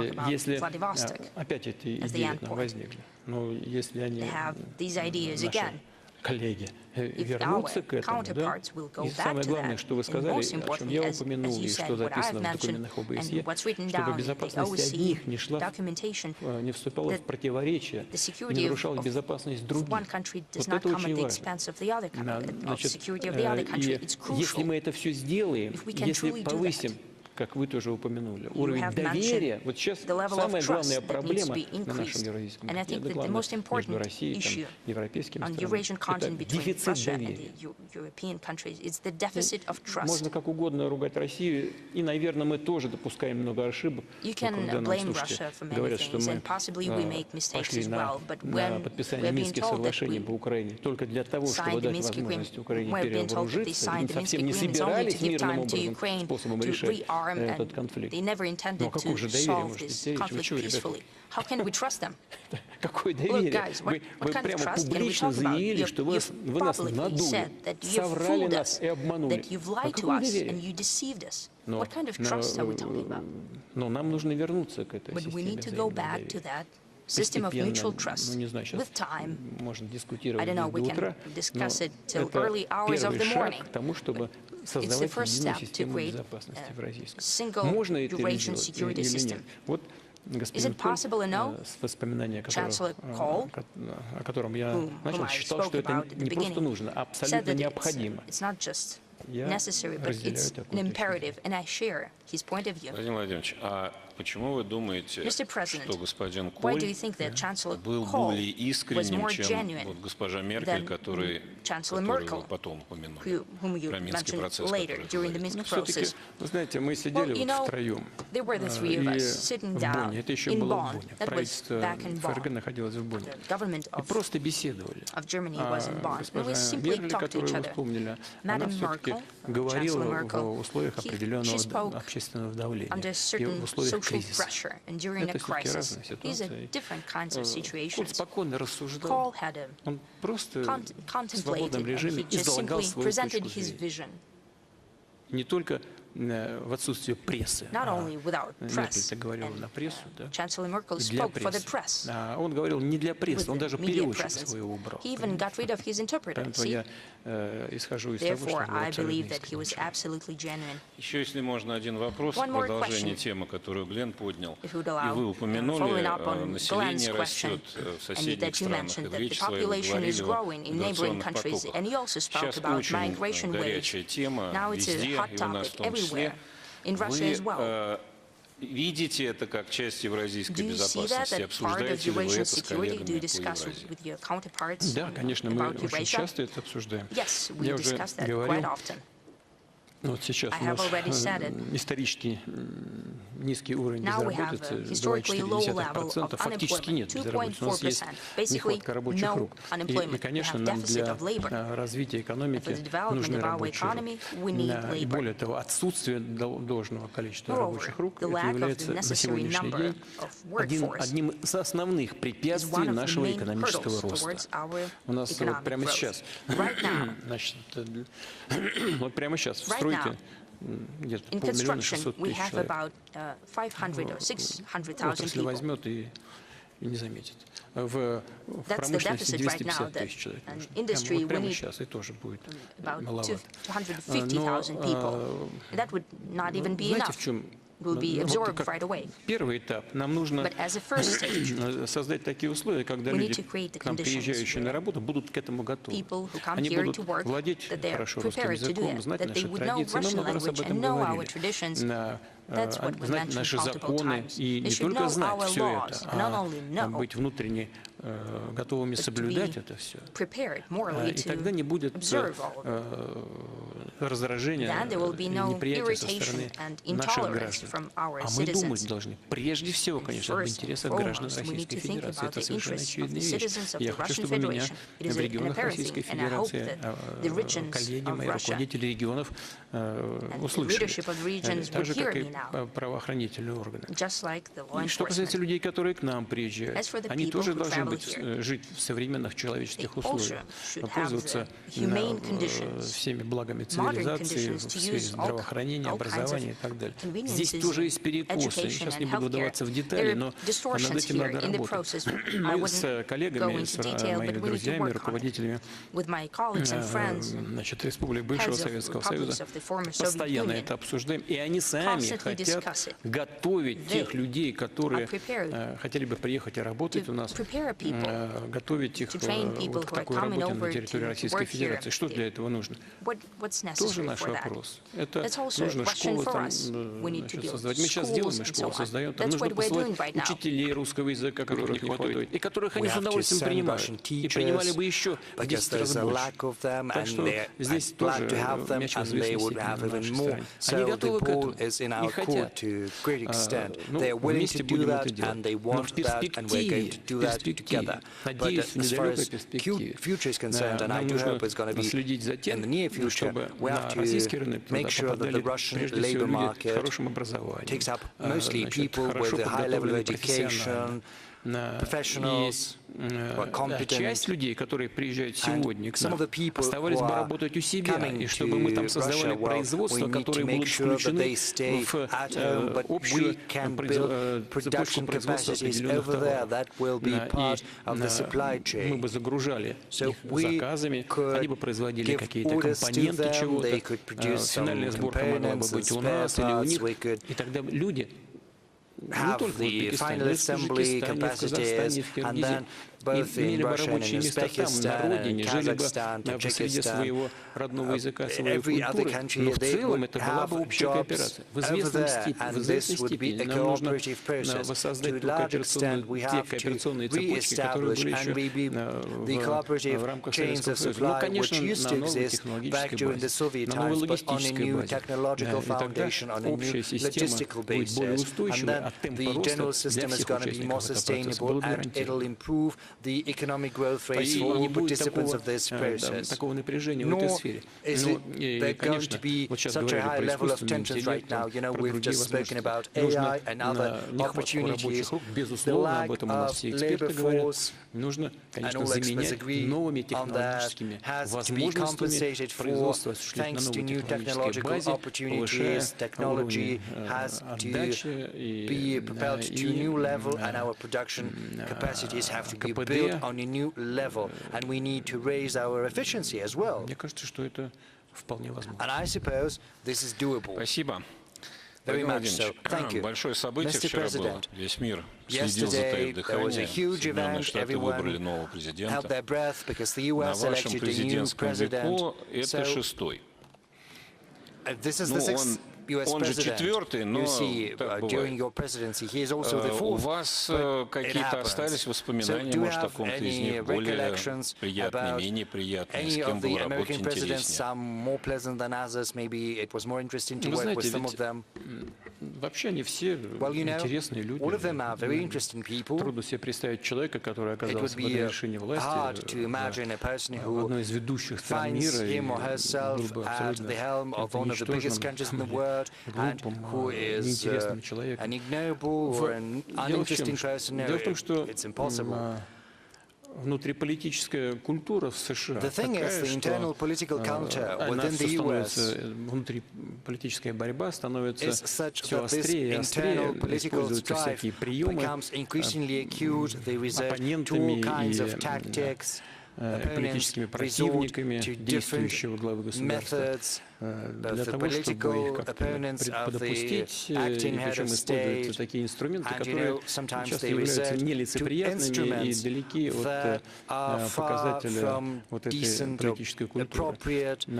Ну, не знаю, вот помните, на Буша сколько было нападок всяких. И он такой, значит, неграмотный, неинтеллигентный, не знающий, в районе все это. Значит, у нас очень много было противоречий. Я считаю, что значит, с точки зрения отношения к России, вот, политики на российском направлении, многие из них, практически все, ну, я же говорю, все, что делалось в конечном итоге, в совокупности смотрелось как интервенция такая скрытая. Но в личностном плане, я вас уверяю, тот же Буш, который был до этого, значит, губернатором Техаса, это сложный штат, огромный. Значит, он был успешным губернатором. И когда я с ним общался, уверяю вас, он ничем не уступает любому из сидящему в этом зале. He is just as good as any expert who sits in this room right now. However, какого-то человека с низким IQ и так же, как и любым из своих политических противников. Ну, я вот знаю, я же с ним общался много лично. Я ночевал у него дома. Я встречался неоднократно с его родителями. И у них дома. И они приезжали ко мне. И вот я вам скажу, значит, разговаривал когда с его отцом, тоже бывшим президентом США, он же не был, конечно, в это время президентом. Он мне сказал искренне так, спокойно, он говорит, огромную ошибку мы совершили, что начали блокировать Олимпийские игры в Москве. Потом Россия начала то же самое делать в отношении Олимпийских игр. У нас такая чушь. Это вот он мне сказал лично. Такая чушь, такая ошибка. Зачем мы это делаем? Ну и ничего. И все это продолжается под давлением извне. Международный Олимпийский комитет коммерциализировали Олимпийское движение полностью, уничтожают его своими руками. Но я к чему сейчас? Я не об этом, а о том, с какими людьми им пришлось работать. Вот каждый из них — это личность, и человек, ну, как бы, не случайно попавший на этот Олимп. And they ended up of the political Olympus not by coincidence. And what about the future president? Well, you can have any attitude towards him, you know, because during his first iteration as president, he was dubbed as mostly a businessman, that he is not very well versed in politics, he can make a lot of mistakes. But from the outset, I can tell you that his behavior when there was an attempt on his life, you know, I was impressed. He is a courageous person. И дело не только вот в поднятой руке и в призыве бороться за свои, за их общие идеалы. Дело не только в этом. Хотя это, конечно, знаете, на драйве, на таком. Values and ideals, of course, there was a rush of adrenaline, but a person shows their true color in these emergencies. And this is precisely one of those cases, and I think he acquitted himself admirably in a valiant fashion as a man. Что касается политики, вот в первой As far as операции, politics is concerned, I don't know, during his first presidency, I don't know whether he's going to hear that, but I think I'm going to say that regardless. I think he was harassed by everyone on all sides, bullied, he was afraid of making a step to the left, to the right, saying the wrong thing. I don't know what's going to happen right now during his new presidency, because this is going to be his last presidency. Whatever he does, it's up to him to decide. But what he's been saying publicly up until now, you know, I would be loath to comment on what was said during the electoral campaign, because, you know, that was a deliberate thing to fight for votes. But regardless, what he said about his desire to rebuild relations with Russia, to facilitate an end украинского to the кризиса. Ukrainian crisis. Мне, на мой взгляд, кажется, это заслуживает внимания. This deserves И attention at the я, very пользуясь least. случаем, хочу And I would поздравить like его с to избранием на take пост this президента opportunity to offer my Соединенных Штатов. congratulations on his election as President of the United States. As I said before, we are going to work with any head of state that is going to garner the trust of the American people, and this is what's going to happen in practice. And if he does what he has been promising, before the inauguration, if he makes a phone call, if he says, Vladimir, let's meet, I don't think it would be beneath me to call him myself. I'm simply not doing that because, at a certain point, the European Western leaders were calling almost every week, and then they stopped all of a sudden, and you see we're still healthy, very well, we're developing. If anyone among them wants to rebuild contacts, as I said, we have nothing against that. We're always open. We will rebuild these contacts and have a sincere discussion. But so far, there are many people who want to engage in a discussion. They are here in this room. So you're willing to talk to Trump? Yes, we are. Ну что же, пока нет Трампа, давайте Trump is проведем not here дискуссию yet. с теми, кто So здесь. let's have a discussion with those who Давайте is начнем с present in this room. профессор Фэн Шаолей. Let's start with Professor Fan Shaoli, please. Over to you, Professor.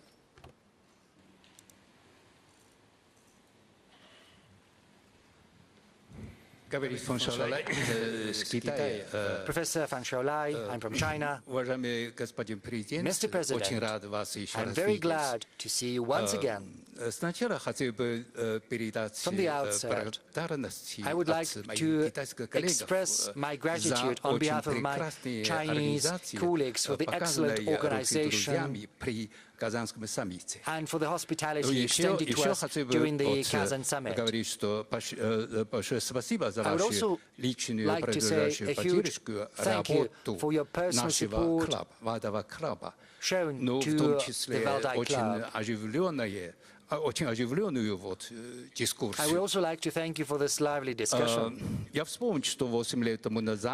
remember that 8 years ago, at this forum, I had the honor to ask you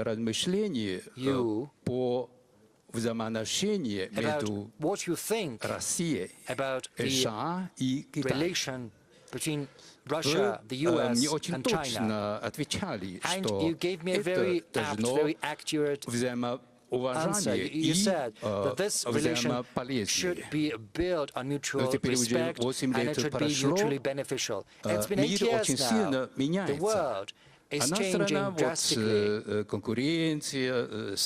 You know, there is rivalry, there are sanctions, there is bitter strife. But at the same time, Russia and China are building a strategic partnership. They're cooperating. And the cooperation within BRICS is also developing successfully. So my question is the same. What's your assessment of the current and future dynamics in terms of strategic partnership between Russia and China? And secondly, is it going to be possible to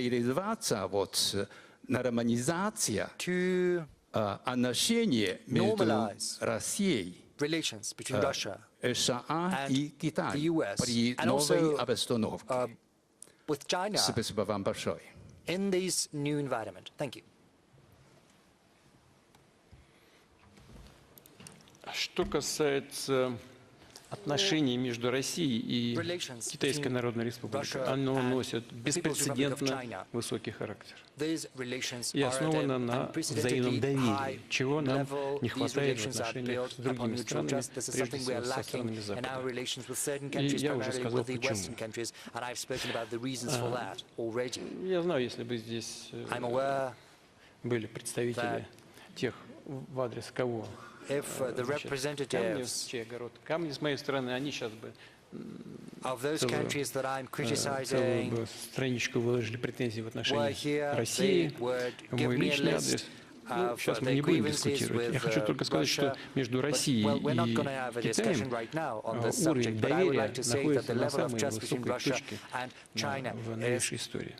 И именно это, и наши личные, дружеские, именно дружеские отношения с председателем Китайской Народной Республики, Си Цзиньпинем, председателем Си Цзиньпинем, они являются очень хорошим залогом для развития межгосударственной связи. Я сейчас не буду вдаваться в детали, но все-таки 240 миллиардов торговый оборот – это не самый большой, но все-таки четвертое место среди торговых оборотов, среди ведущих торгово-экономических партнеров Китая. Это уже прилично. Это уже прилично. Вот это очень важное обстоятельство. И мы реально хорошо дополняем друг друга. Начали с энергетики, в том числе с атомной энергетики. По мере роста возможностей технологических мы этими технологиями обмениваемся. Это очень важно. И это значение растет. Поэтому мы расширяем номенклатуру своего сотрудничества, палитру наших возможностей, все больше и больше внимания уделяя высоким технологиям. Причем в самых разных сферах. Китай очень многого добился. Я уже говорил, не помню, в прошлый раз я здесь говорил или нет, но на других публичных мероприятиях говорил, по мнению наших экспертов, та модель экономики, которую Китай взял на вооружение, он выработал эту модель естественным образом, исходя от потребностей жизни. Она является гораздо более эффективной, чем во многих других ведущих экономиках мира. Ну, прямо скажем, такие элементы, сочетающие и плановую экономику, и рынок, удается китайским специалистам это делать, а с политического уровня удается нашим друзьям, этим специалистам, не мешать это делать. Это очень важно. И получается эффект хороший. Китайская экономика работает эффективнее, чем другие экономики. Даже несмотря на то, что происходит определенная коррекция с точки зрения темпов экономического роста. Соединенные Штаты, к сожалению, проводят политику двойного сдерживания, то есть попытка сдержать и Китай, и Россию. Зачем это нужно работать на два фронта, тем более, совершенно непонятно. То есть, понятно, считают, что рост экономического могущества Китая представляет для них угрозу для их доминирования. Но, на мой взгляд, если хотят действовать эффективно, то не этими методами надо было бы работать, не этими. Надо доказывать свое преимущество в честной, открытой конкурентной борьбе. И тогда к жизни вызывались бы внутренние силы развития в самих Соединенных Штатах. Они что делают? Запрещают одно, второе, третье. И в конечном итоге только наносят ущерб своему собственному развитию. Но вот запрет китайских товаров или применение китайских технологий на американском рынке приведет к чему? К инфляции, к удорожанию производства. Это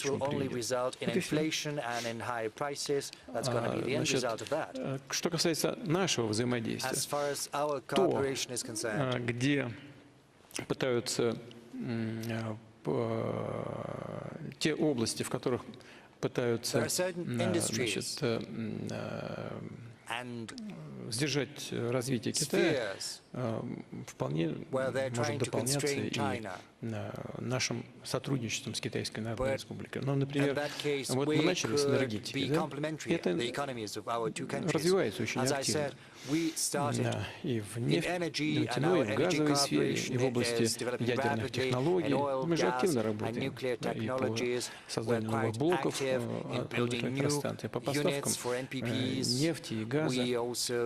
Но это создает абсолютно надежную систему энергобезопасности для Китая. У нас же общая граница, и этому никто не может помешать. Никакие шторма, никакие перекрытия морских путей сообщения, ничего этому нашему сотрудничеству ничего помешать не может. Потому что у нас общая граница, как идет поставка, так и будет идти. Полная гарантия.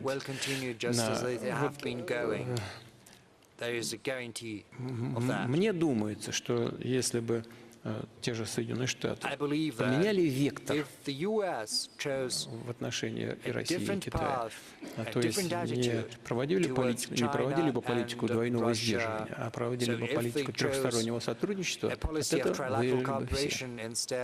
Проигравших бы не было. Еще про тройственное сотрудничество вопрос был. А я сейчас сказал. Я этим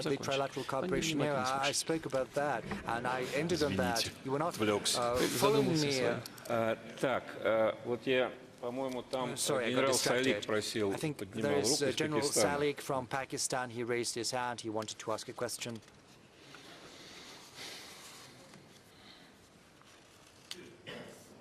Thank you very much, Mr. President. My question is about the stability between the global powers. The new START treaty is expiring on February 2026, and there appear to be no chances of its renewal or extension, and no other treaty is being negotiated. So how do you see at the end of this agreement maintaining the stability of relations between the global powers? Вы знаете, ведь мы же никогда не отказывались от продолжения диалога в области стратегической стабильности. Но не открою секрета, все хорошо знают, и не только в этом зале, во всем мире знают хорошо, что Соединенные Штаты и их, извините за это слово, сателлиты, по-другому в современных условиях сказать невозможно, в отношении руководителей тех стран, которые в ущерб себе идут по предложенному им из-за океана пути в отношении России. Ну так вот, Соединенные Штаты ставят перед собой цель нанести России поражение. Стратегическое поражение. Что такое стратегическое поражение? Что такое добиться стратегического поражения конкретной страны? Но если не уничтожить эту страну, то, не знаю, свести эту страну до роли, до ничтожной роли. А зачем нам тогда ядерное оружие? И в это же время хотят с нами вести диалог по стратегической стабильности. Как это? Вроде нормальные взрослые люди. Мы готовы вести этот диалог, но в современных условиях здесь существует много моментов. Вот ваш коллега из Китая сейчас спрашивал по поводу взаимоотношений в треугольнике России, Китай, Соединенные Штаты. Я сознательно, честно говоря, так не хотел усугублять эту тему, вывел за рамки своего ответа вопросы международной безопасности. Сотрудничество России и Китая – один из важнейших факторов международной стабильности в целом. Но это имеет отношение к стратегической стабильности в области ядерных вооружений. Все время, ну, во всяком случае, в прежние годы, нам все время так на ухо шептали, давайте поработайте с вашими друзьями в Китае, надо, чтобы они включились в разговор по поводу сокращения своих ядерных арсеналов, на что наши китайские друзья говорят, ну, ребят, вы что, у нас меньше носителей, меньше боеголовок, чем будем сокращать?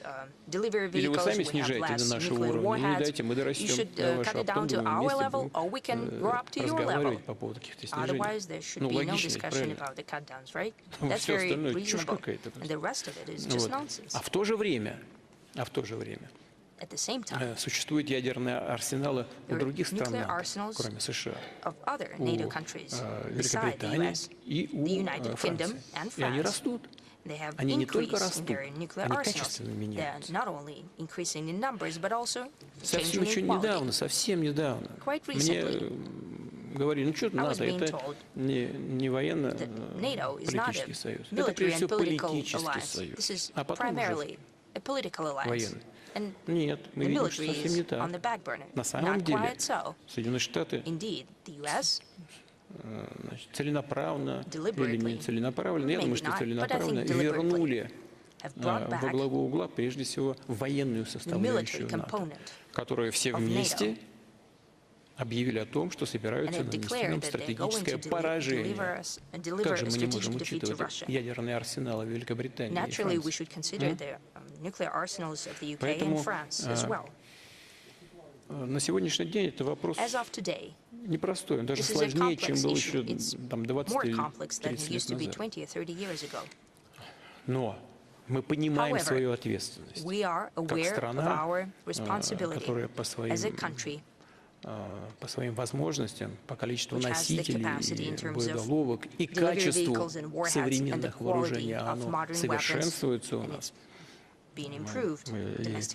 Сейчас уже подходим к тому, чтобы ставить на вооружение новейшие наши разработки, о которых я еще лет 5 назад говорил. Сейчас завершаем испытания постепенно. Мы это все понимаем. И в целом мы готовы к этому диалогу. Но надо, чтобы другая страна подходила к этому честно, учитывая все аспекты наших взаимоотношений. Ну, все. Но не может быть так, что здесь они нам собираются нанести стратегическое поражение, а своим гражданам говорят, ребят, все спокойно, все нормально. Business as usual. Не бойтесь, ни о чем не думайте. Так не бывает. Нам стратегическое поражение, а вы ни о чем не думаете. Ну как же? Поэтому давайте мы с открытыми картами, спокойно, по-деловому, без всяких двойных, троих, пятерных стандартов, просто будем говорить об этом. Ну, кстати говоря, неоднократно это и предлагали. Ну, когда мы начинаем говорить об этом предметно, там сразу пауза. Посмотрим, как будет формулировать свои предложения, если они вообще будут на этот счет, новая будущая администрация. Владимир Владимирович, вы упомянули тогдашнюю демонстрацию новейших разработок. А новые новейшие разработки какие-нибудь есть? Есть, постоянно что-то возникает. Вчера только разговаривал с одним из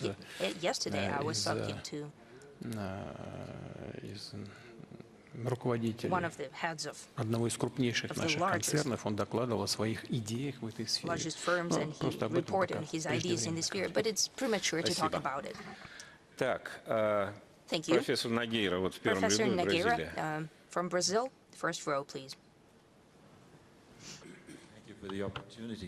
I'm Paulo Nogueira Batista from Brazil. And I'd like to ask you, Mr. President, if you could expand a little bit on two topics you touched upon in your presentation and comments, BRICS and U.S. dollar. What role do you see for the BRICS in constructing alternatives to the unreliable and dysfunctional dollar system? Russia proposed in this 2024 chairmanship of the BRICS detailed interesting proposal for a new system of cross-border payments based on national currencies. How do you see this discussion going forward? Are you confident that we can move forward on this basis? And second point, more difficult one, don't you agree that payments in national currencies have a limit and that we ultimately must move step by step, gradually and carefully towards new means of payment, a new reserve currency? President Lula, by the way, made this point in his statement to the Kazan summit, and I would like to hear your views on that. Thank you. Вы знаете, я свою позицию основываю на том, что предлагают нам наши эксперты. Я им доверяю, они, безусловно, являются экспертами международного класса, и я предварительно проговорил предложение наше, когда какая-то идея генерируется, потом моя роль в том, чтобы внутри страны, в экспертном сообществе, и в правительстве, и в Центральном банке прокачать эти идеи, эти предложения. engage with these ideas so these ideas are shaped in a certain way. When everyone understands what they're talking about, we should propose these ideas to our partners. Я вот одну из таких идей и предложил президенту That Луле. was one of my proposals Он to President Lula. заинтересовался. He Он got принимал наших interested. экспертов у He себя received в our Бразилии, experts in причем на Brazil. очень хорошем уровне. very high level. Пригласил на эти встречи и представителей Called to these Центрального meetings банка, и Министерства representatives from Central финансов, Bank, в общем, Finance практически Ministry, весь and I think экономический блок. all of the economic part of the И government. наши коллеги, друзья Our в colleagues Бразилии and friends in заинтересовались. Я Brazil сейчас два were слова скажу interested, and I о will том, о чем say a идет few words речь. about what I'm То же talking about. самое мы сделали и We did the same с другими странами for other countries БРИКС. of BRICS Я лично Association. практически со всеми руководителями I разговаривал, spoke to со всеми. almost all of heads И personally, всем эти идеи в целом понравились. and everyone О чем got идет a речь? liking to that, Ну, to that первое, idea. But what I'm talking новизна в about? чем? Мы What's the предлагаем novelty создать there? новую We're инвестиционную proposing to create платформу, a new investment platform и используя электронные активы, using развивая их. electronic То есть assets and речь developing идет о том, on them. чтобы создать такую платформу So we would like to create электронных a платежей, platform с of помощью которой electronic можно было бы инвестировать that в can be used развивающиеся for рынки. investments in emerging А markets. это прежде всего And that is рынки primarily the markets Южной Азии, of South Asia, Африки, Africa, отчасти and Латинской partially Америки. Latin America. Повторю еще раз, почему I'd мы like to так repeat думаем. once again. Why do we Мы think думаем that? так, потому что We think that там происходят очень сильные because демографические процессы, there are рост tremendous народонаселения. demographic processes Там underway. осуществляется накопление Population growth. капитала. They have Там еще accumulation of недостаточный capital. уровень урбанизации, и он будет точно Don't have the нарастать. А necessary если level of урбанизация urbanization будет at this расширяться и point, and it will нарастать, там increase. будут And if возникать that happens, новые they would центры have new экономического centers of роста. economic growth. И люди там будут стремиться, а And значит, за people will ними и strive, правительство, and that means the governments к подъему will follow уровня their жизни needs и уровня благосостояния. of increase На наш взгляд, in the standards of вот life and именно эти prosperity. регионы And мира we think и that these regions of the world будут развиваться наибольшими темпами. will show the Китай, highest Российская growth rates. Федерация, Саудовская Аравия, некоторые Saudi другие Arabia, страны, по China, нашему мнению, Russia, тоже будут in our opinion, расти, would also но will show growth, гораздо более серьезный рост, бурный but рост будут much more показывать те регионы tremendous мира, о growth, которых a я только surge in что growth сказал. will be shown Они by the будут нуждаться regions в of the инвестициях, world that I've mentioned. в They will need технологиях investments, и в кадрах, technologies, в подготовке and кадров. staff, Используя talent. новые возможности Using new инвестиционные, investment новую capacities, платформу, the new нам platform. думается, это можно будет обеспечить. Причем think эти инструменты, ensure that. электронные And инструменты, such мы можем electronic сделать instruments, практически such безинфляционными. tools can Потому be что если made это будет almost избыток, independent перебор, of мы inflation, можем их because if there is изымать. an Если это будет overabundance, we can значит, не хватать, мы можем withdraw дополнительно them from circulation. On the other hand, имитировать. we can do the opposite. We И can print more. регулировать с помощью And we can контроля со стороны центральных банков Regulate и that through нового central банка banks and развития БРИКС. oversight by them, and through the new Руководство development нового банка bank. развития БРИКС эта The идея тоже leadership понравилась. of the NDB also like that. Здесь разные точки зрения There are существуют, different points of view разные there, подходы. different В целом, approaches. But in кто-то general, заинтересовался больше some этими had идеями, more кто-то interest in меньше. that, some had Но мы less договорились interest in создать that. рабочую Still, we группу. agreed to create a И working group. на экспертном уровне, At на the expert правительственном level, at уровне, the на government правительственном. И сейчас будем этим заниматься. We're going to do that. Мы никуда не спешим.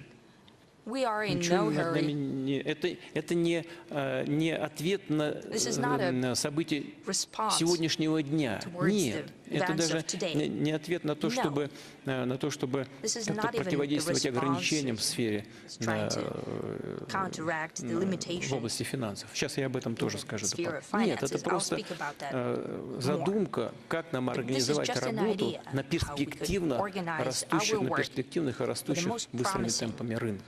growth Это будет, markets of the это future. касается не только стран БРИКС. This applies Это not only касается to и тех BRICS countries, стран, but которые also to those не являются countries сегодня членами БРИКС. which are not Это BRICS просто members today. для нас This is just for возможность us, an opportunity инвестиций, to захода на invest, эти to рынки, а enter для those них markets. For возможность them, it's a воспользоваться chance to нашими use our возможностями. И capacity. если это по-другому невозможно сделать будет, мы Otherwise, будем it would опираться be на только impossible. перспективные проекты, которые будут look at реализовываться и if we отдавать look only at отдачу, то promising этот projects механизм that можно promise us запустить, он на наш revenue, взгляд we заработает. can launch this project and it will work, Что I касается think. сегодняшнего дня, то As for today's использование conditions, национальных валют The все-таки use of national дает свой currency результат. still И bears its fruit. И вот для России, например, у нас уже 2/3 нашего торгового оборота, 2/3 обслуживается в национальных валютах. А что касается стран БРИКС, 88% обслуживаются в национальных валютах. Мы сейчас говорим о том, чтобы использовать электронные инструменты обмена финансовой информацией между странами, между центральными банками наших стран. Это так называемая система BRICS-Bridge. Мы обсуждали на экспертном уровне со всеми нашими партнерами по БРИКСу. И вторая система – это тоже в рамках БРИКСа мы говорили о расчетах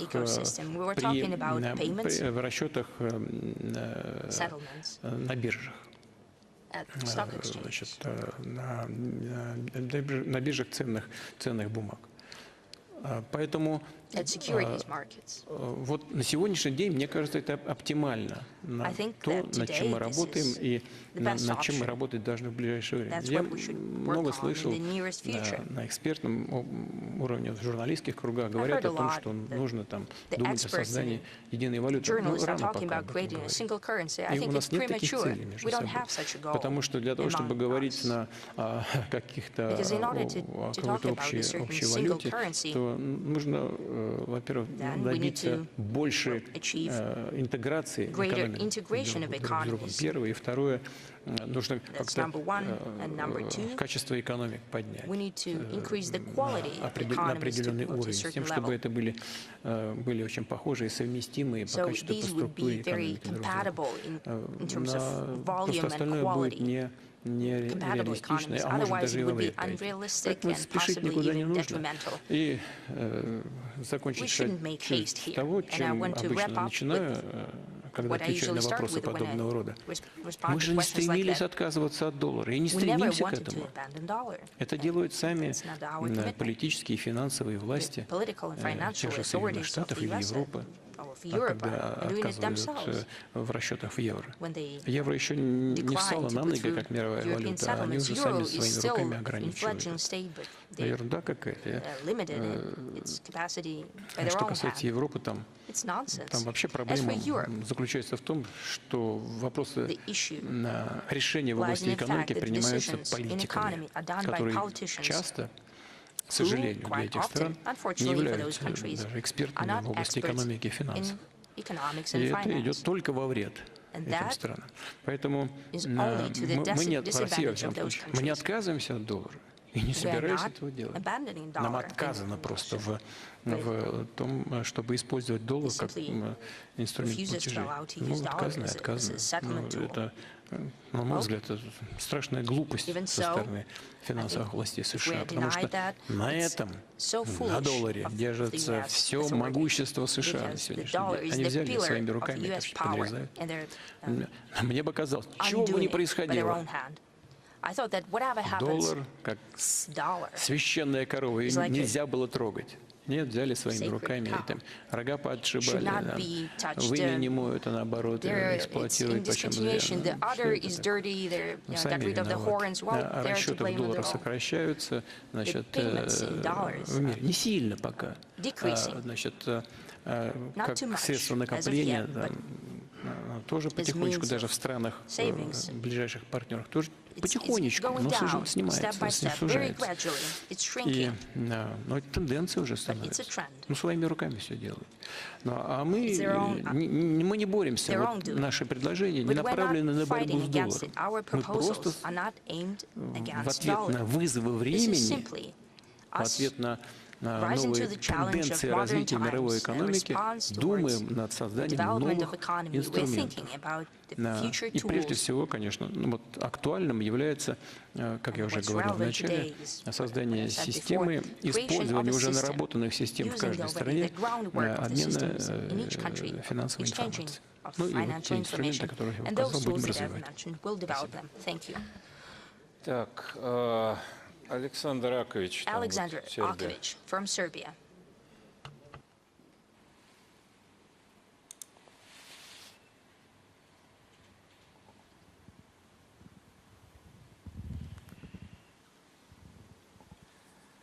Dear Mr. President, I am Alexander Rakovic, historian from Belgrade, Serbia. It is my honor to see you, listen to you, and talk to you again. My question for this night for you is, according to your opinion, what are the state and individual mechanisms that Russians, Serbs, and other people around the globe must use to defend our traditional values and protect ourselves and our identities from the invasive and imposing Western ideology that we saw this year at the opening ceremony of the Olympic Games in Paris. Thank you. Что касается того, что мы видели на открытии, я, честно говоря, даже не смотрел вначале, потом уж мне сказали, что происходило. Someone told me afterwards, and I did give it a watch. Я не знаю, на что рассчитывали, зачем это делали. Do what they wanted, why the organizers chose that, and why it was greenlit by the International Olympic Committee. It was an insult to millions of Christians, of believers. Why there is a need to insult anyone, I do not quite see that. Why there is a need to insult the sentiments of Christians, those who organized that say they didn't want to insult anyone, but the same happens with regard to the Islamic community when the Quran is being burned, or when there are some illustrations or caricatures with the Prophet, and when such things are being published under the aegis and pretext of protecting freedom of speech. Well, I'm just repeating what I have spoken about on multiple occasions. Because the freedom of one person or society and where the freedom of other persons starts. Можно кого-то оскорблять, религиозные чувства, и говорить, это моя свобода, я хочу You can insult someone and religious feelings of other people and say, this is my freedom, but this would lead you as far as to, I don't know, murder someone. Because if you want to murder, is it going to be like encroaching on your freedom? Well, of course, that is nonsense. People не чувствуют границ каких-то. Краев не видят, как у нас в народе иногда говорят. Но есть ли какое-то видение чего-то? Ну и хорошо, и будь при своем видении этого чего-то. Но если ты знаешь, что это может оскорбить другого человека, воздержись от того, чтобы делать.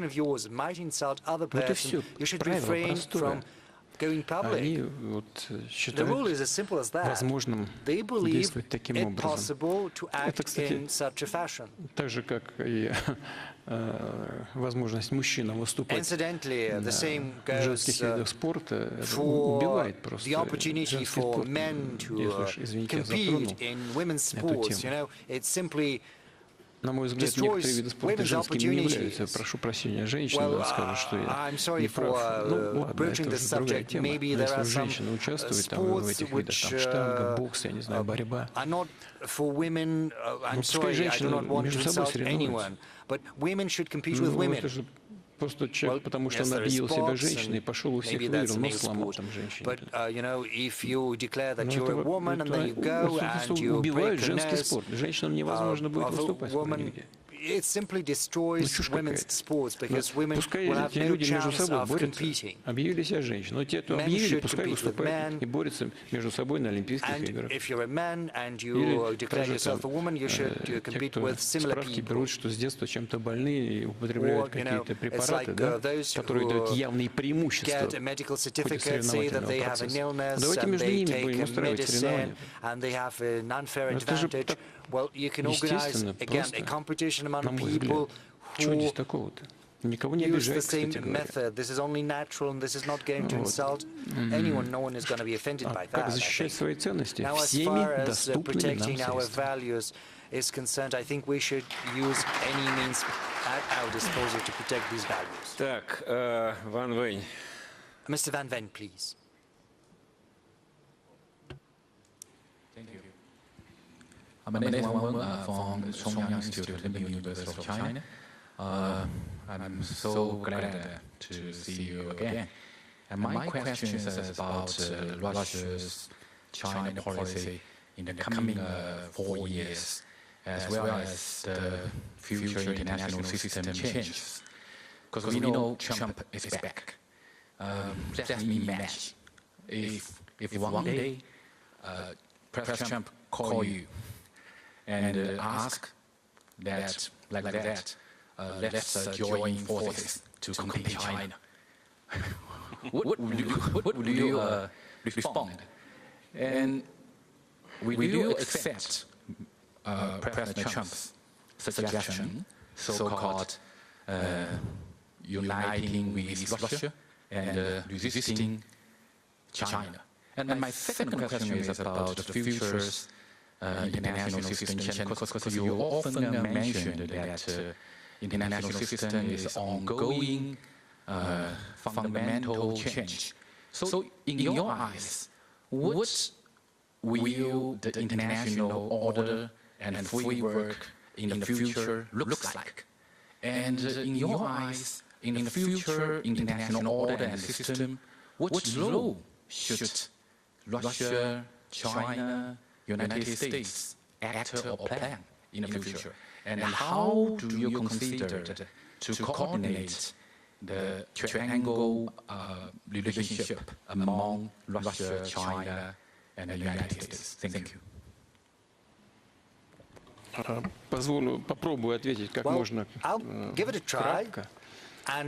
Первое. Мы с Китаем сотрудничаем и дружим не против кого бы то ни было. Наши отношения с Китаем не направлены против третьих стран, в том числе против Соединенных Штатов. Наши отношения с Китаем направлены на то, чтобы создавать условия для развития наших государств и создания необходимых условий для безопасности народов. То же самое касается наших отношений с Соединенными Штатами. Мне я с трудом могу себе представить такой вопрос со стороны господина президента избранного. Я думаю, что он понимает, что это вопрос очень далек от реалий, в которых мы живем. Россия ни с кем не объединяется против кого бы то ни было. Тем более это выглядит мне абсолютно нереалистичным в отношении Китая, с которым у нас достигнут, как я уже говорил, беспрецедентно высокий уровень взаимного доверия, сотрудничества и дружбы. Я полагаю, что такие государства, как Китай и Россия, имеющие сотни, тысячи общих границ, общую историю сосуществования практически в одном пространстве, несмотря на разницу культур, имеющих общие ценности, это само по себе огромное достижение, которым мы должны пользоваться сегодня и оставить эти достижения, укреплять их для будущих поколений. А что касается возможности восстановления отношений с Соединенными Штатами, мы для этого открыты, но в значительной степени мяч на стороне Соединенных Штатов, потому что мы с ними отношения не портили. Мы против них никаких ограничений и санкций не вводили. Мы не способствуем тому, чтобы на близких к ним территориях разжигался какой бы то ни было вооруженный конфликт. Мы к этому никогда не стремились и на практике никогда, хочу подчеркнуть, себе этого не позволяли. Непонятно, почему это позволяют себе Соединенные Штаты.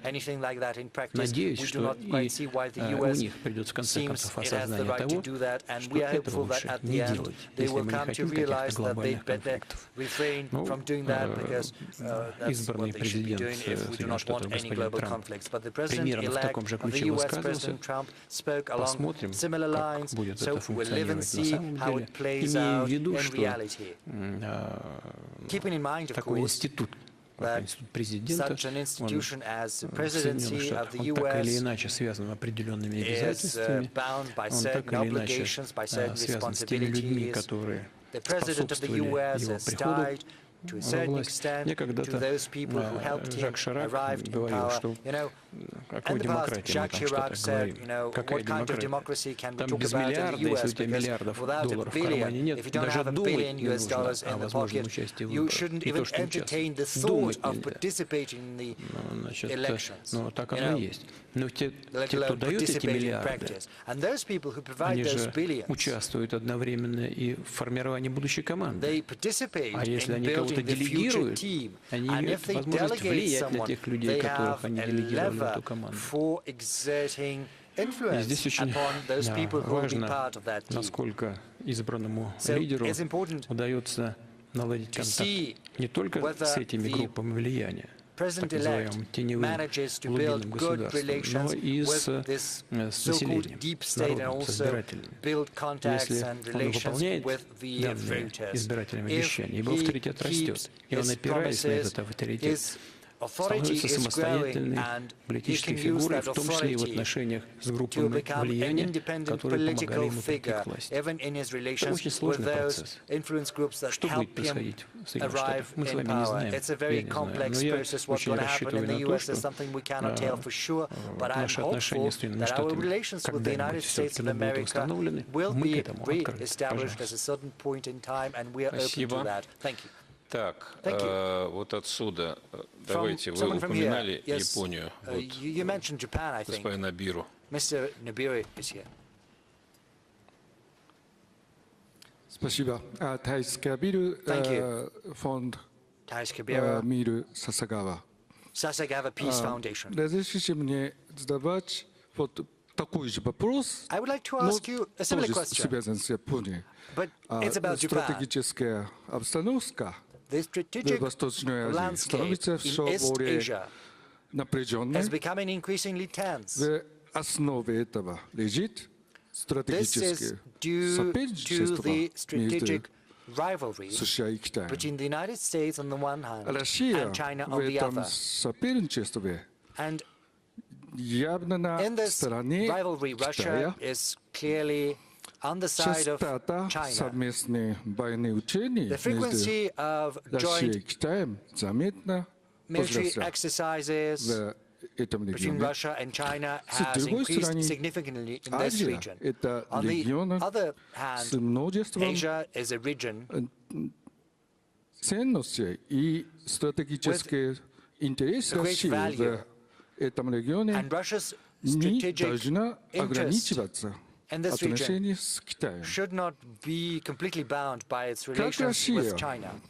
пытается совместить How is Russia два trying to вызова. combine Ну, с одной стороны, позицию these России в американо-китайском interests? So on the one hand, there is the в Восточной confrontation Азии between China and the US and East Asia. и сохранение At the пространства same для time, how is Russia going стратегической about многосторонней trying to интересы preserve России в этом the регионе? И latitude еще, for как бы pursuing вы strategic stability оценили goals in this region? будущее And another question, российско-японские what's your отношения assessment в of the этом future of стратегическом Russian-Japanese контексте, relations ну, within скажем, this через strategic 5 лет? Спасибо. context? Say, what's what is gonna look like in the next 5 years? Действительно, ситуация в Восточной Азии, Indeed. она не становится спокойнее, не становится стабильнее. Situation in East Но Asia Китай здесь ни при is чем. not becoming any less Конечно, Китай наш ближайший партнер, unstable друг, но or я less постараюсь tense. объективно But it's not due to рассуждать. China. Объективно. Yes, China is our friend and Не Китай разве closest partner. создает какие-то But там let me say that какие-то блоки. objectively, it's not Я не China хочу that is выступать building и blocks over there in East адвокатом Asia. Китая, но I просто do not want to я act понимаю, там as много China's advocate. внутренних проблем. I understand Между there are соседями many всегда есть internal проблемы. issues because there are always Мы знаем, issues здесь я же не between открою секрет. neighbors. I'm not Есть определенные sharing any сложности на secret with границе you. между There are Индией и certain Китаем. difficulties Но on люди, the Chinese-Indian border, but думающие well-versed, о будущем своих thoughtful народов, people who ищут care about компромиссы the и future находят. of their nations Так, are как это on a quest for делают compromises, сейчас и and they премьер-министр arrive at Индии them. и This председатель is what Китайской Prime Minister Народной of India Республики. and China's President Они are doing. диалог идут, в том числе They're engaged in a вели dialogue, этот диалог и в Казани, на and саммите they БРИКС. continued that dialogue И during надеюсь, the BRICS summit in Kazan. позитивно And I'm отразится на hopeful будущем this is развитии going to have a positive китайско-индийских impact отношений. upon future Что касается Chinese-Indian ситуации в Восточной Азии в целом.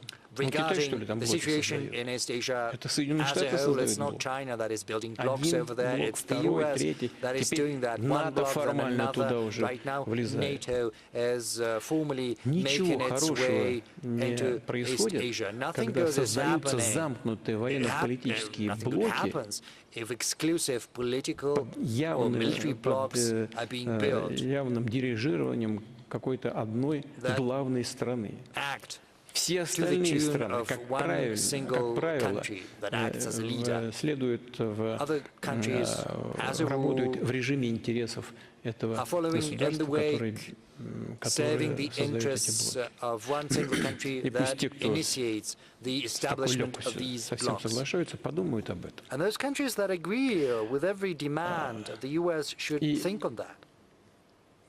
если возникают какие-то вопросы, они всегда возникают And if между issues do arise, соседями. Но and they всегда. always do among neighbors, it's inevitable.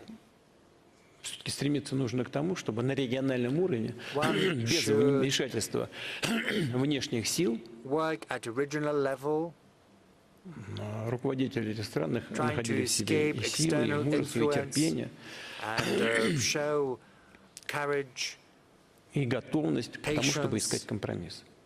Если and вот willingness такое to search for a такое compromise. отношение к делу будет And набирать if обороты, то such an эти компромиссы attitude всегда prevails, можно найти. then Они compromises будут найдены. will be within reach. Поэтому And they will be обвинять Китай в каких-то So агрессивных намерениях, leveling когда accusations не он at создает агрессивные China, trying to блоки, accuse it of а some те же aggressive Штаты, мне intentions кажется, when совершенно the некорректно. US is building aggressive blocks, I Теперь, что think касается is not the right way to того, go. что Россия на стороне Китая, And you said а that не Russia на стороне тех, is кто эти блоки on создает. China's А как side же? and not on the Конечно, мы side на of стороне those who Китая. build such Во-первых, в blocks. силу того, что я сказал How can it выше, be мы не otherwise? считаем, что Китай проводит Because we have to keep in mind агрессивную everything that I've политику. just said. We do not think that China is Многое pursuing крутится вокруг an Тайваня. offensive policy. Все формально признают, да, Тайвань это A часть lot Китая. of А на деле? things revolve А на around деле Taiwan действуют совершенно в because другую сторону. in words, Провоцируя many ситуацию на accept that Taiwan is part of China, обострения. but in practice Зачем? they're trying to provoke Они для того же, and для they чего organize спровоцировали provocations. Why украинский would they кризис. need that? Isn't Чтобы создать it because they're кризис в trying to do the Азии, same as they а did потом with сказать всем Ukraine? остальным. They want to Ребята, давайте ко provoke мне a сюда crisis поближе, in потому что без меня вы Asia, не and then справитесь. they will say that Может быть, the такая US логика has to там и be в Азии closer тоже because работает. otherwise they're not gonna survive. Maybe this is the same Поэтому logic мы that applies to действительно Asia. поддерживаем Китай. So И в indeed, силу we того, do что мы support считаем, что он China. проводит абсолютно взвешенную Because we believe политику. that China is pursuing a very Да well-balanced еще потому, что policy. это наш союзник. Moreover, because China is our ally. У нас очень большой торговый We оборот. have a very Мы сотрудничаем large в сфере volume of bilateral безопасности. trade. We have Вы сказали, что cooperation мы in проводим security matters. учения. You said that we hold Ну да. military exercises together, А разве and Соединенные it's Штаты true. не проводят учения? But isn't the US doing Той the же Японии. same, say, with Japan? На постоянной основе. Well, На it does постоянной it основе. И с on другими a странами permanent проводят basis. учения. And it also holds Тоже на exercises постоянной with основе. other countries. Вот я And говорил как-то, they мы do so all в the конце time. 90-х годов You know, перестали at использовать the нашу late стратегическую авиацию. 1990s, we stopped using our strategic Она не aviation совершала дальних forces. полетов в It нейтральных, stopped performing в нейтральной зоне. long-range flights А США to продолжали это neutral делать. zones, whereas Мы the US смотрели, kept doing that. смотрели. So И тоже we возобновили, в looked конце концов, at that, на полеты нашей and стратегической in the авиации. end we decided to resume Вот, the также и в long-range этом flights of случае. our strategic aviation. And it США It's проводили the same там logic that applies бесконечные here. The учения. В US конце концов, мы с kept Китаем тоже начали organizing military exercises, and we decided to do Но the эти same учения together никому with не China. угрожают. But the Они thing is, направлены these на то, exercises чтобы are not a обеспечить threat to нашу anyone. These безопасность. exercises И мы are считаем, meant что to это ensure our является security. правильным And we инструментом, believe this is the right стабилизирующим tool ситуацию не that только helps stabilize the в situation Азии, not но и во just всем in мире. Asia, but across the globe in general. Странам региона здесь нечего опасаться.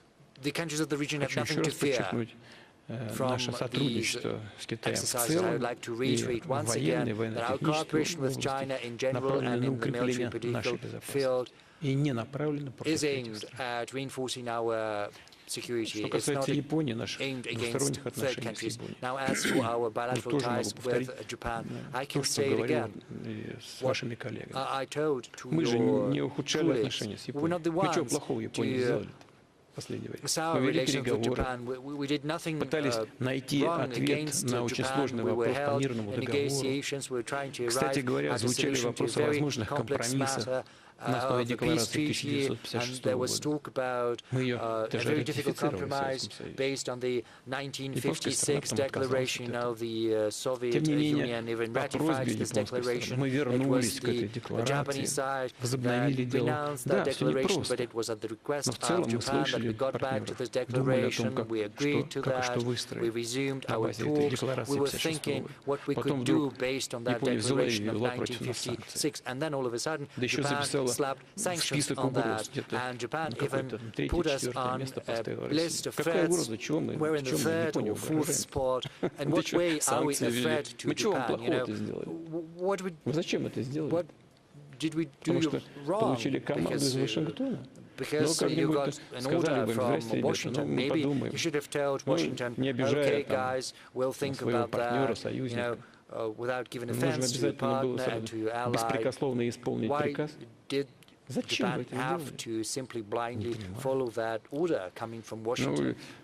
Значит, ну, слава богу, I do not там есть в understand Японии that. еще умные люди, да, они Thankfully, продолжают there are some сотрудничать, smart people in особенно Japan в области who энергетики, continue не уходят working от with наших us, компаний и так especially далее. in И energy, видят, with что our все companies, надежно. and they see Несмотря на то, что Япония ввела какие санкции, мы ничего в ответ-то не делаем. Как компании японские работают, у нас так и работают.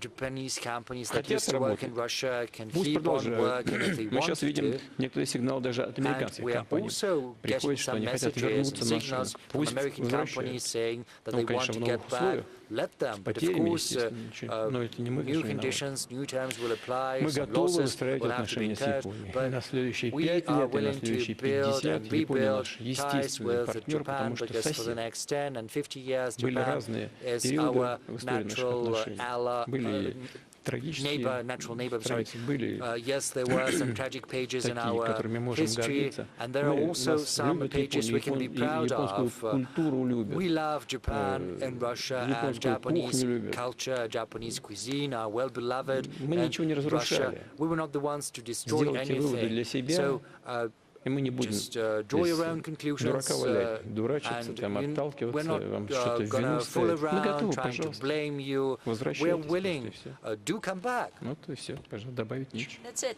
I don't have anything to Владимир add to Владимирович, that. а наше стратегическое сотрудничество с Корейской Народно-Демократической Республикой тоже направлено на укрепление нашей безопасности, как с Китаем? Ну, Корейской Народно-Демократической Республики есть договор, который мы подписали с другими странами, и был с Советским Союзом, потом просто естественным образом прекратил свое существование.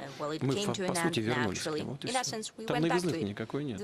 Вот, кто бы чего ни говорил, все, что было практически, все, что было прописано в договоре между Корейской Народно-Демократической Республикой и Советским Союзом, все просто с новыми какими-то нюансами воспроизведено в новом договоре.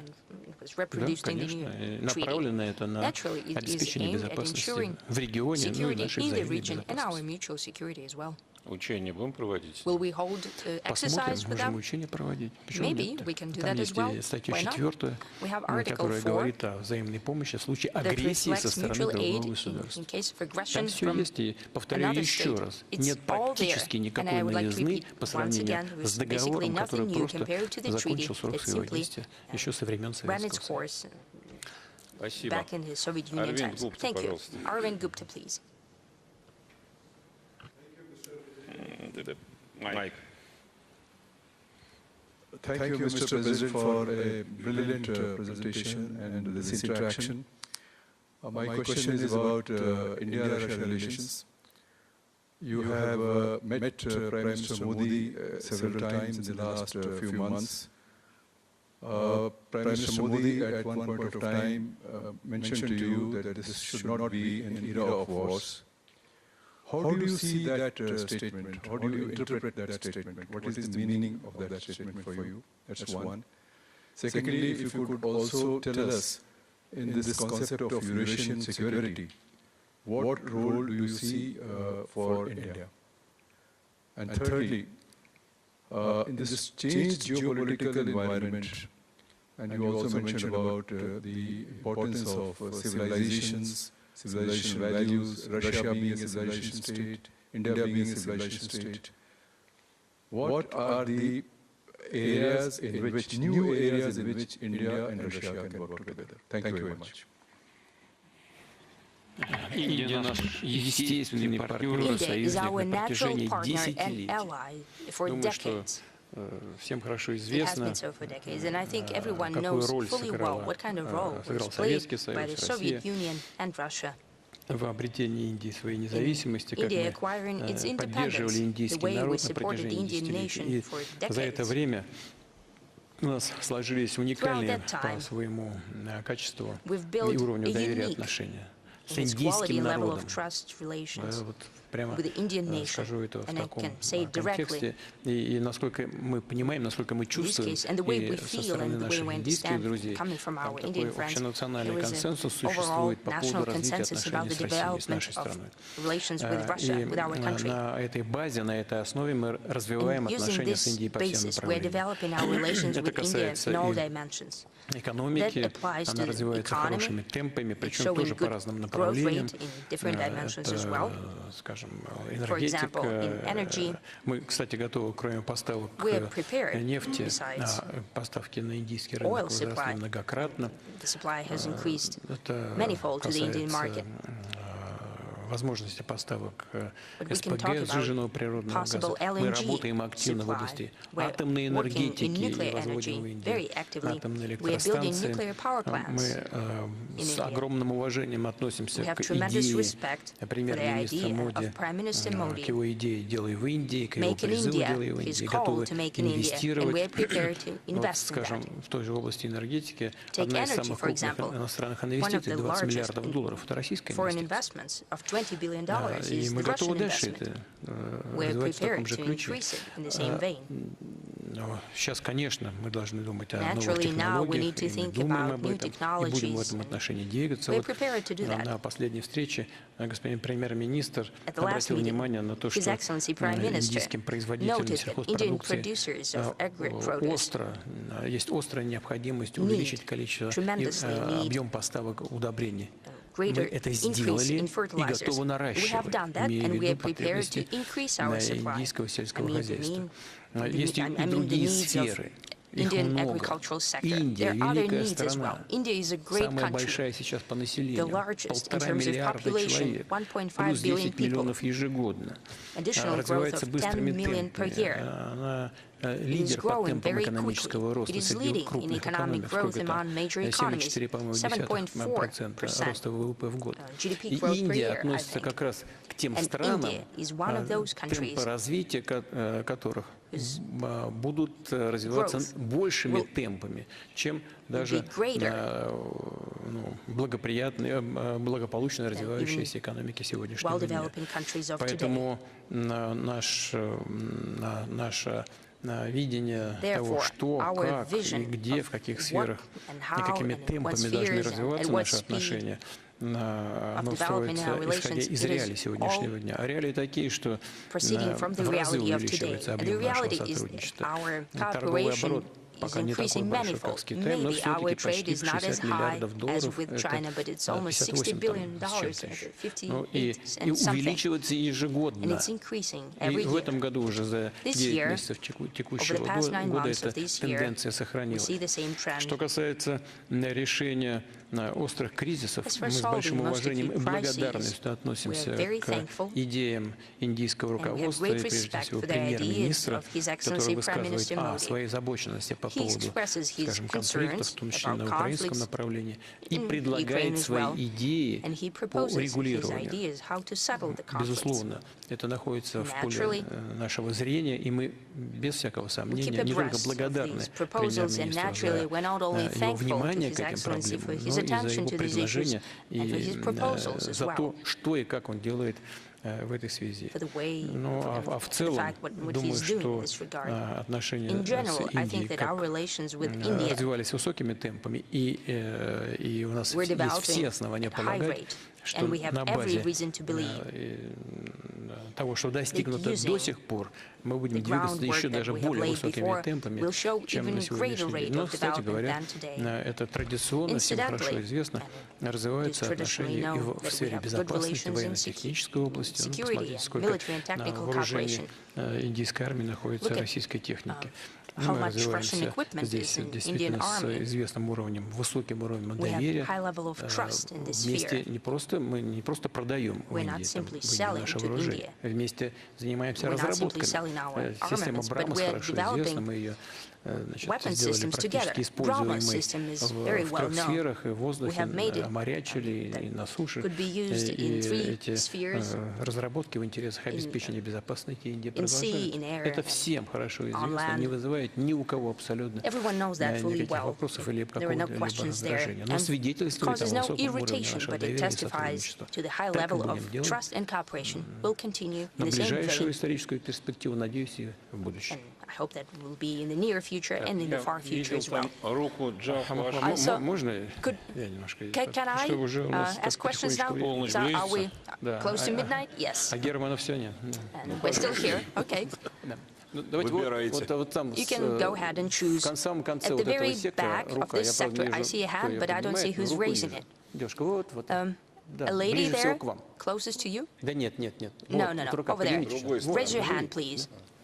Over there. Thank you.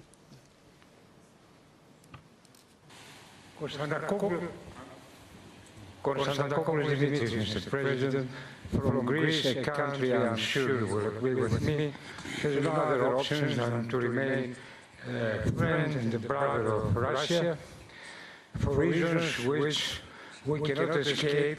They are inside our deepest cultural and historical identity.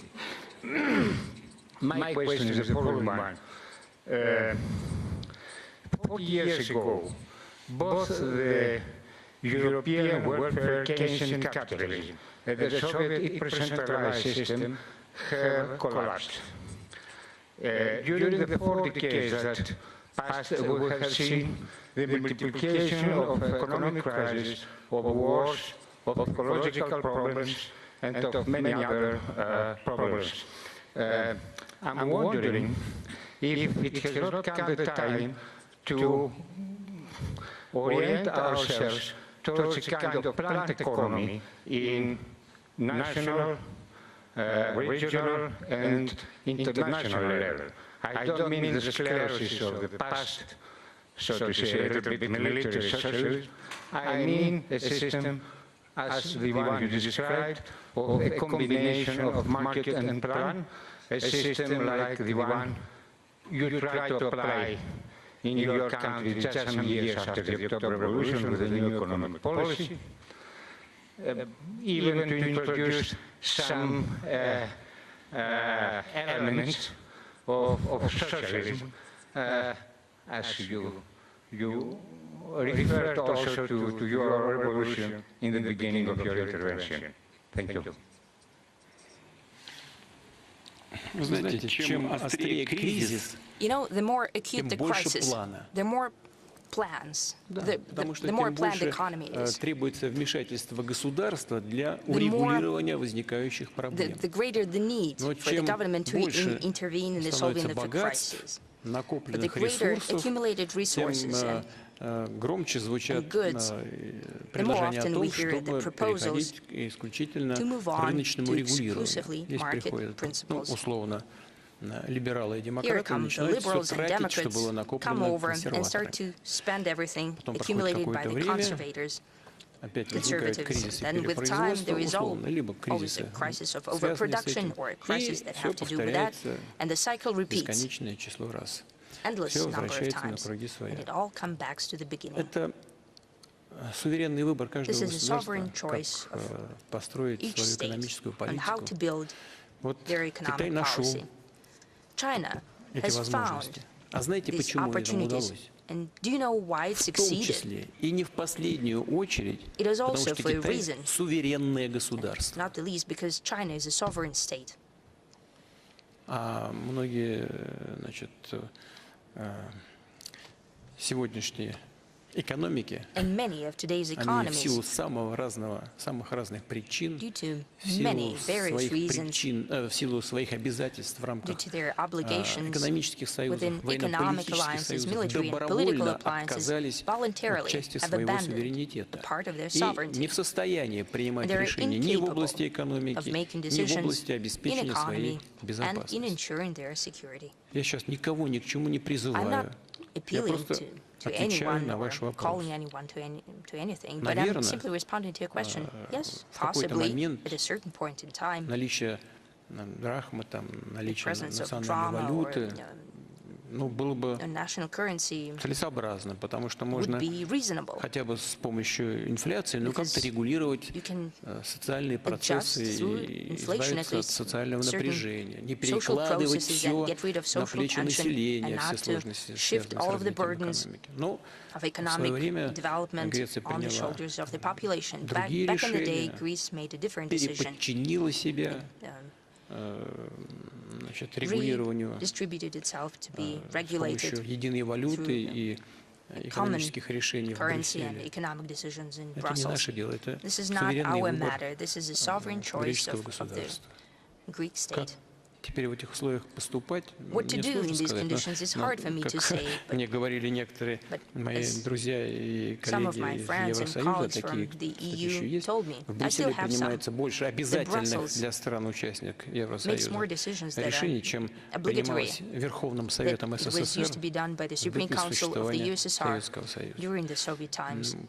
Здесь есть и плюсы, есть и минусы, но это уже не наше дело. Я попробовал ответить на ваш вопрос, не знаю, достаточно ли. Вот так я думаю. Да. Да, пожалуйста. Yes, please go ahead. Over here. Сейчас дадут микрофон. You will have the mic to you.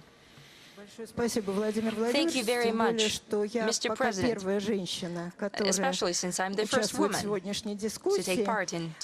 Я хочу сказать, что совсем недавно, с 2023 года, африканская повестка стала валдайской повесткой. И это очень важно, потому что то, что обсуждается на Валдае, важно не только для интеллектуалов и экспертов, а для всей нашей страны. И очень символично, что спустя один день после завершения нашей работы начнется первая министерская конференция Россия-Африка тоже в Сочи.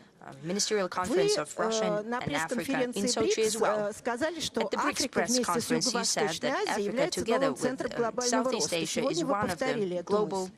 Понятно, что за симпатии африканского населения сегодня очень большая конкуренция. К России отношения прекрасные, несмотря на то, что в 90-е годы считается, Россия ушла из Африки. Когда пересекаешь границу, тебя спрашивают, откуда ты, и ты говоришь, я из России, они говорят, о, Раша, Путин. Это действительно так, практически по всей Африке. И это связано, на мой взгляд, с тем, что Россия, в отличие от Запада, который грабил народы для собственного благополучия, those nations for their own benefit, ensured political and economic sovereignty of the African states, and stood at the origins of African economic space and humanitarian space as well. But in terms of competition, China, India, and all players, and even Turkey and countries of the Persian Gulf and Iran, Russia needs to find its niche, where it would be best for Africans. We, as experts, also have our proposals, but we need to pay attention to. But you have held dozens of negotiations with African leaders, and multiple with many leaders. During those negotiations, was there one promising dimension that everyone would be talking about, that every African leader mentioned? Thank you. Вы знаете, все-таки Африканский You know, континент African огромный, continent is tremendous уровень in size, экономического and the level of развития, economic уровень development состояния в сфере безопасности очень security разный. situation is very different. Я соглашусь с вами в том, I что can у нас agree нет with you противоречий практически that ни с we одной have no африканской contradiction страной. basically with И not уровень with any African доверия, country. And the level такой of симпатии trust взаимной очень and высокий. liking towards each other is very Прежде high. всего потому, что в Primarily истории due наших to the fact отношений that с in the африканским history of our континентом relations with the African continent, не было никакой тени, никогда. there was never even Мы a shadow никогда of не занимались trouble. We эксплуатацией never африканских exploited народов, никогда не the занимались African nations. Там чем-то дегуманным на We never did африканском anything континенте. Наоборот, inhumane on the всегда, African continent. всегда On the contrary, поддерживали we have supported, we have Африку, always африканцев в их supported борьбе за свою Africa and независимость, за Africans in суверенитет, their fight за for создание каких-то independence базовых and условий развития sovereignty to create экономики. some certain basic conditions Но for development of the теперь, конечно, economy. в современных условиях нужно Now, these по-новому и days, работать. we need to have a new approach. Для всех практически очень важно, если I think что-то that есть общее, if there is anything созданием in common, then благоприятных условий they для all развития в care области about безопасности. creating a Потому что вот conducive эти security environment. неоколониальные Because these инструменты, они neocolonial tools сохранились в that were экономике preserved со in стороны the западных economy, стран, I но mean и в сфере Western countries, and безопасности in тоже. security sphere as well.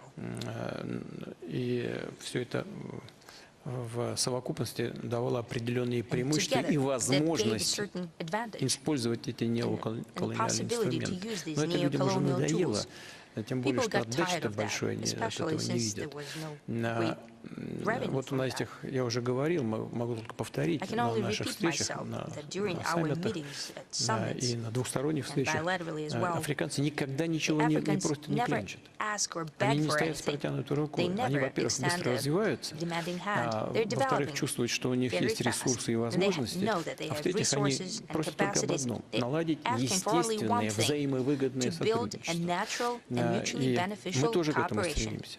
Но мы, That's конечно, не what можем we это want делать as на well. государственном уровне, We так cannot как do это that at the government делалось в level, Советском as it was Союзе. being done Мы in делаем, the Soviet стараемся Union. создать What условия we're trying для to do is to работы create наших conditions компаний, for the work ведущих. of our leading Тем companies, более, что инвестиционный especially потенциал наших since the компаний investment potential of очень our высокий. companies is very Он high. реально очень It is высокий. indeed very high. Речь идет о возможности вложений We can possibly invest hundreds сотней миллионов долларов. of millions of Я без dollars. преувеличения говорю. This Но is мы not an вот сейчас вот exaggeration. в этом самом, в Египте, скажем, For строим example, атомную in Egypt, электростанцию. we're Мы building уже a nuclear power инвестируем туда plant, and почти we're 20 investing миллиардов almost долларов. $20 billion.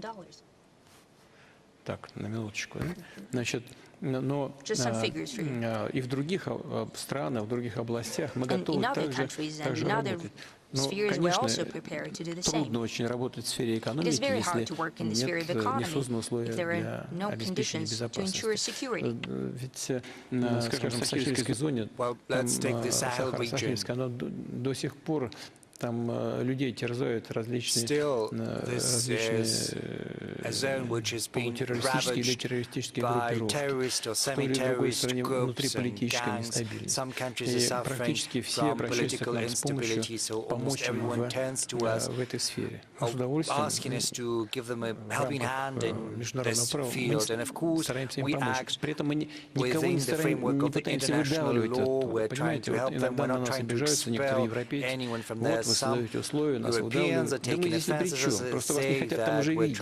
Вот в этом все дело. И чтобы не образовался вакуума, в сфере безопасности, они нас просят этот вакуум заполнить. Мы стараемся делать, но достаточно аккуратно, но все-таки настолько эффективно, насколько требуется для решения этой задачи.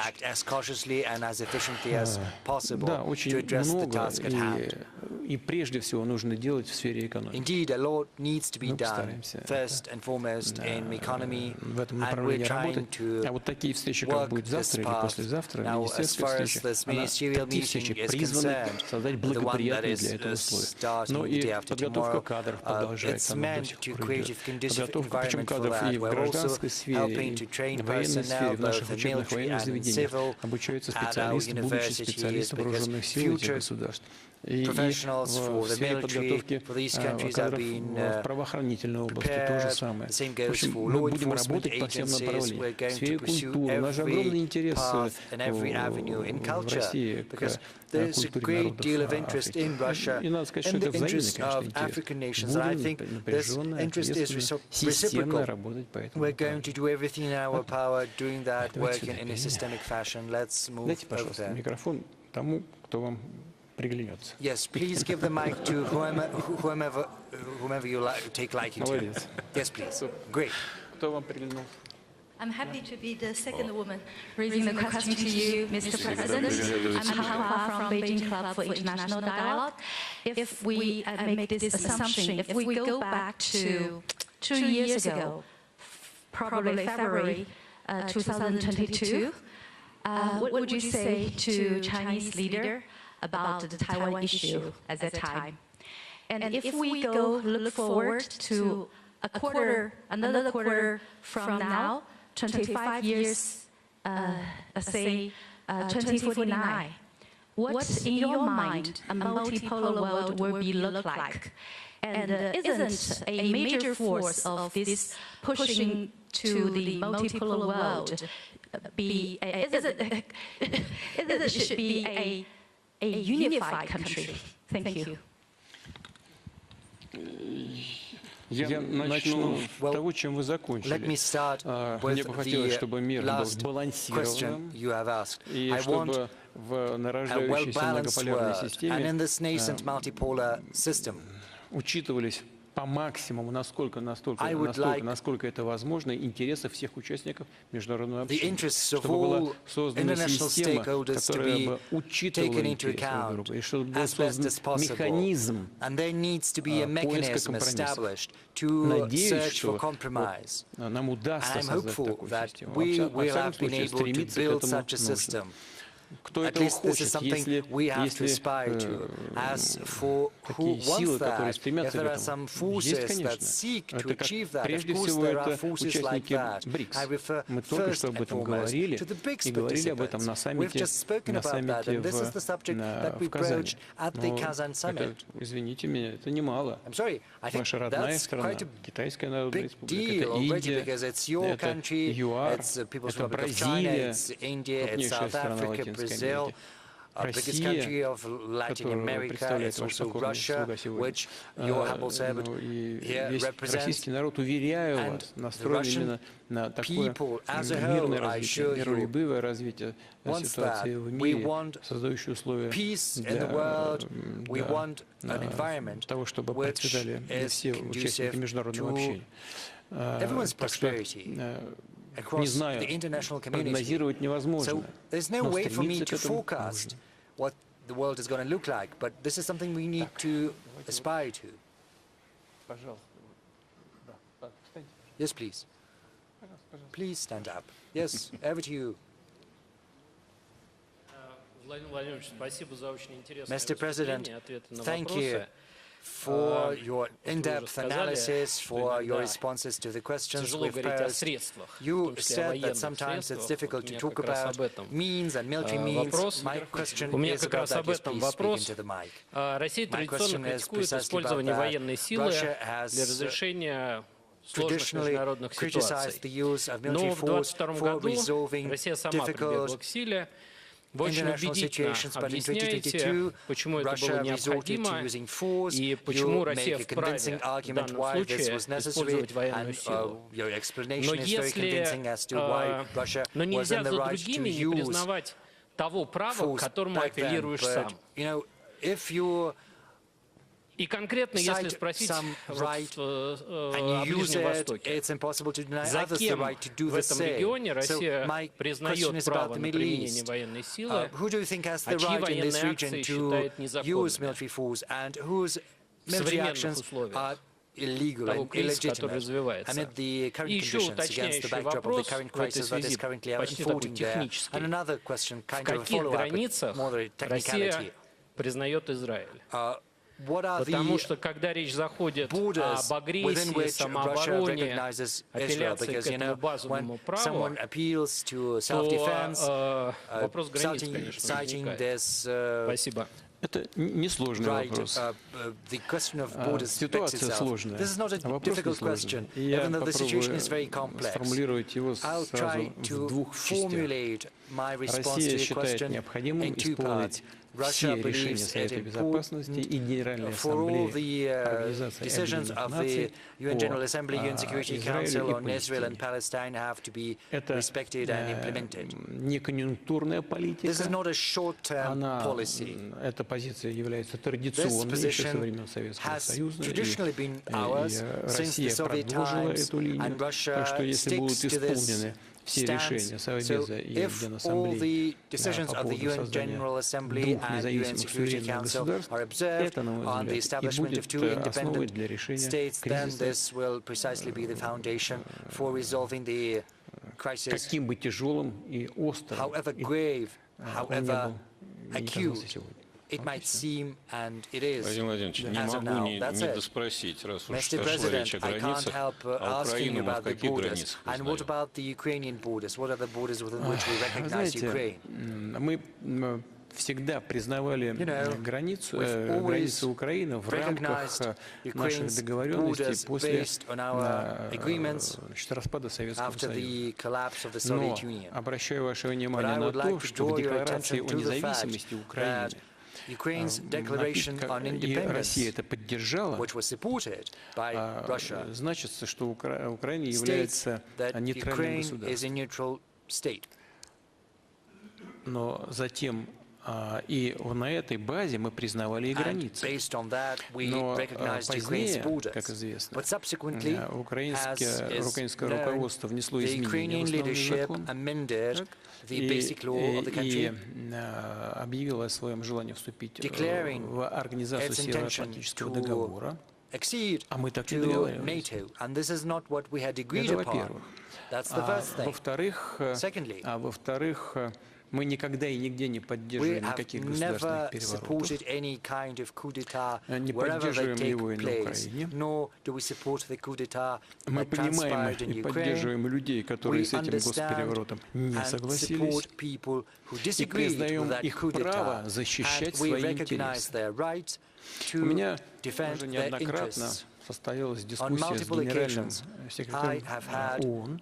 Здесь секрета нет, я думаю, что он на меня тоже сердиться не будет. Он поддерживает тех, которые говорят о том, что мы нарушили нормы и принципы международного права, устава ООН, что мы начали боевые действия на Украине.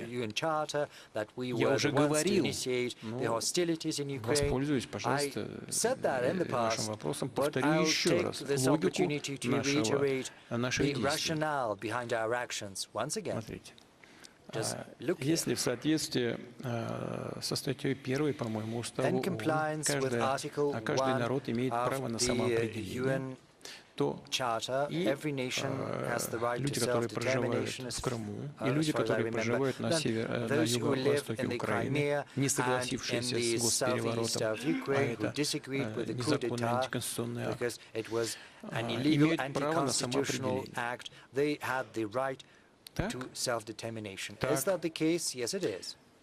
Международный суд ООН в отношении Косово принял решение, ссылаясь анализируя ситуацию вокруг Косово, принял решение, что какая-то территория, объявляя о своей самостоятельности, не должна, не обязана спрашивать мнение и разрешение центральных властей страны, в которую эта территория на данный момент входит, на момент принятия решения. Так, конечно, так, потому что это решение Международного суда ООН. Значит, вот эти территории, включая Новороссию и Донбасс, имели право принять решение о своем суверенитете. Так? Ну, конечно, так. Это полностью соответствует сегодняшнему международному праву и уставу ООН. Если это так, то мы имели право заключить с этими новыми государствами соответствующие межгосударственные соглашения.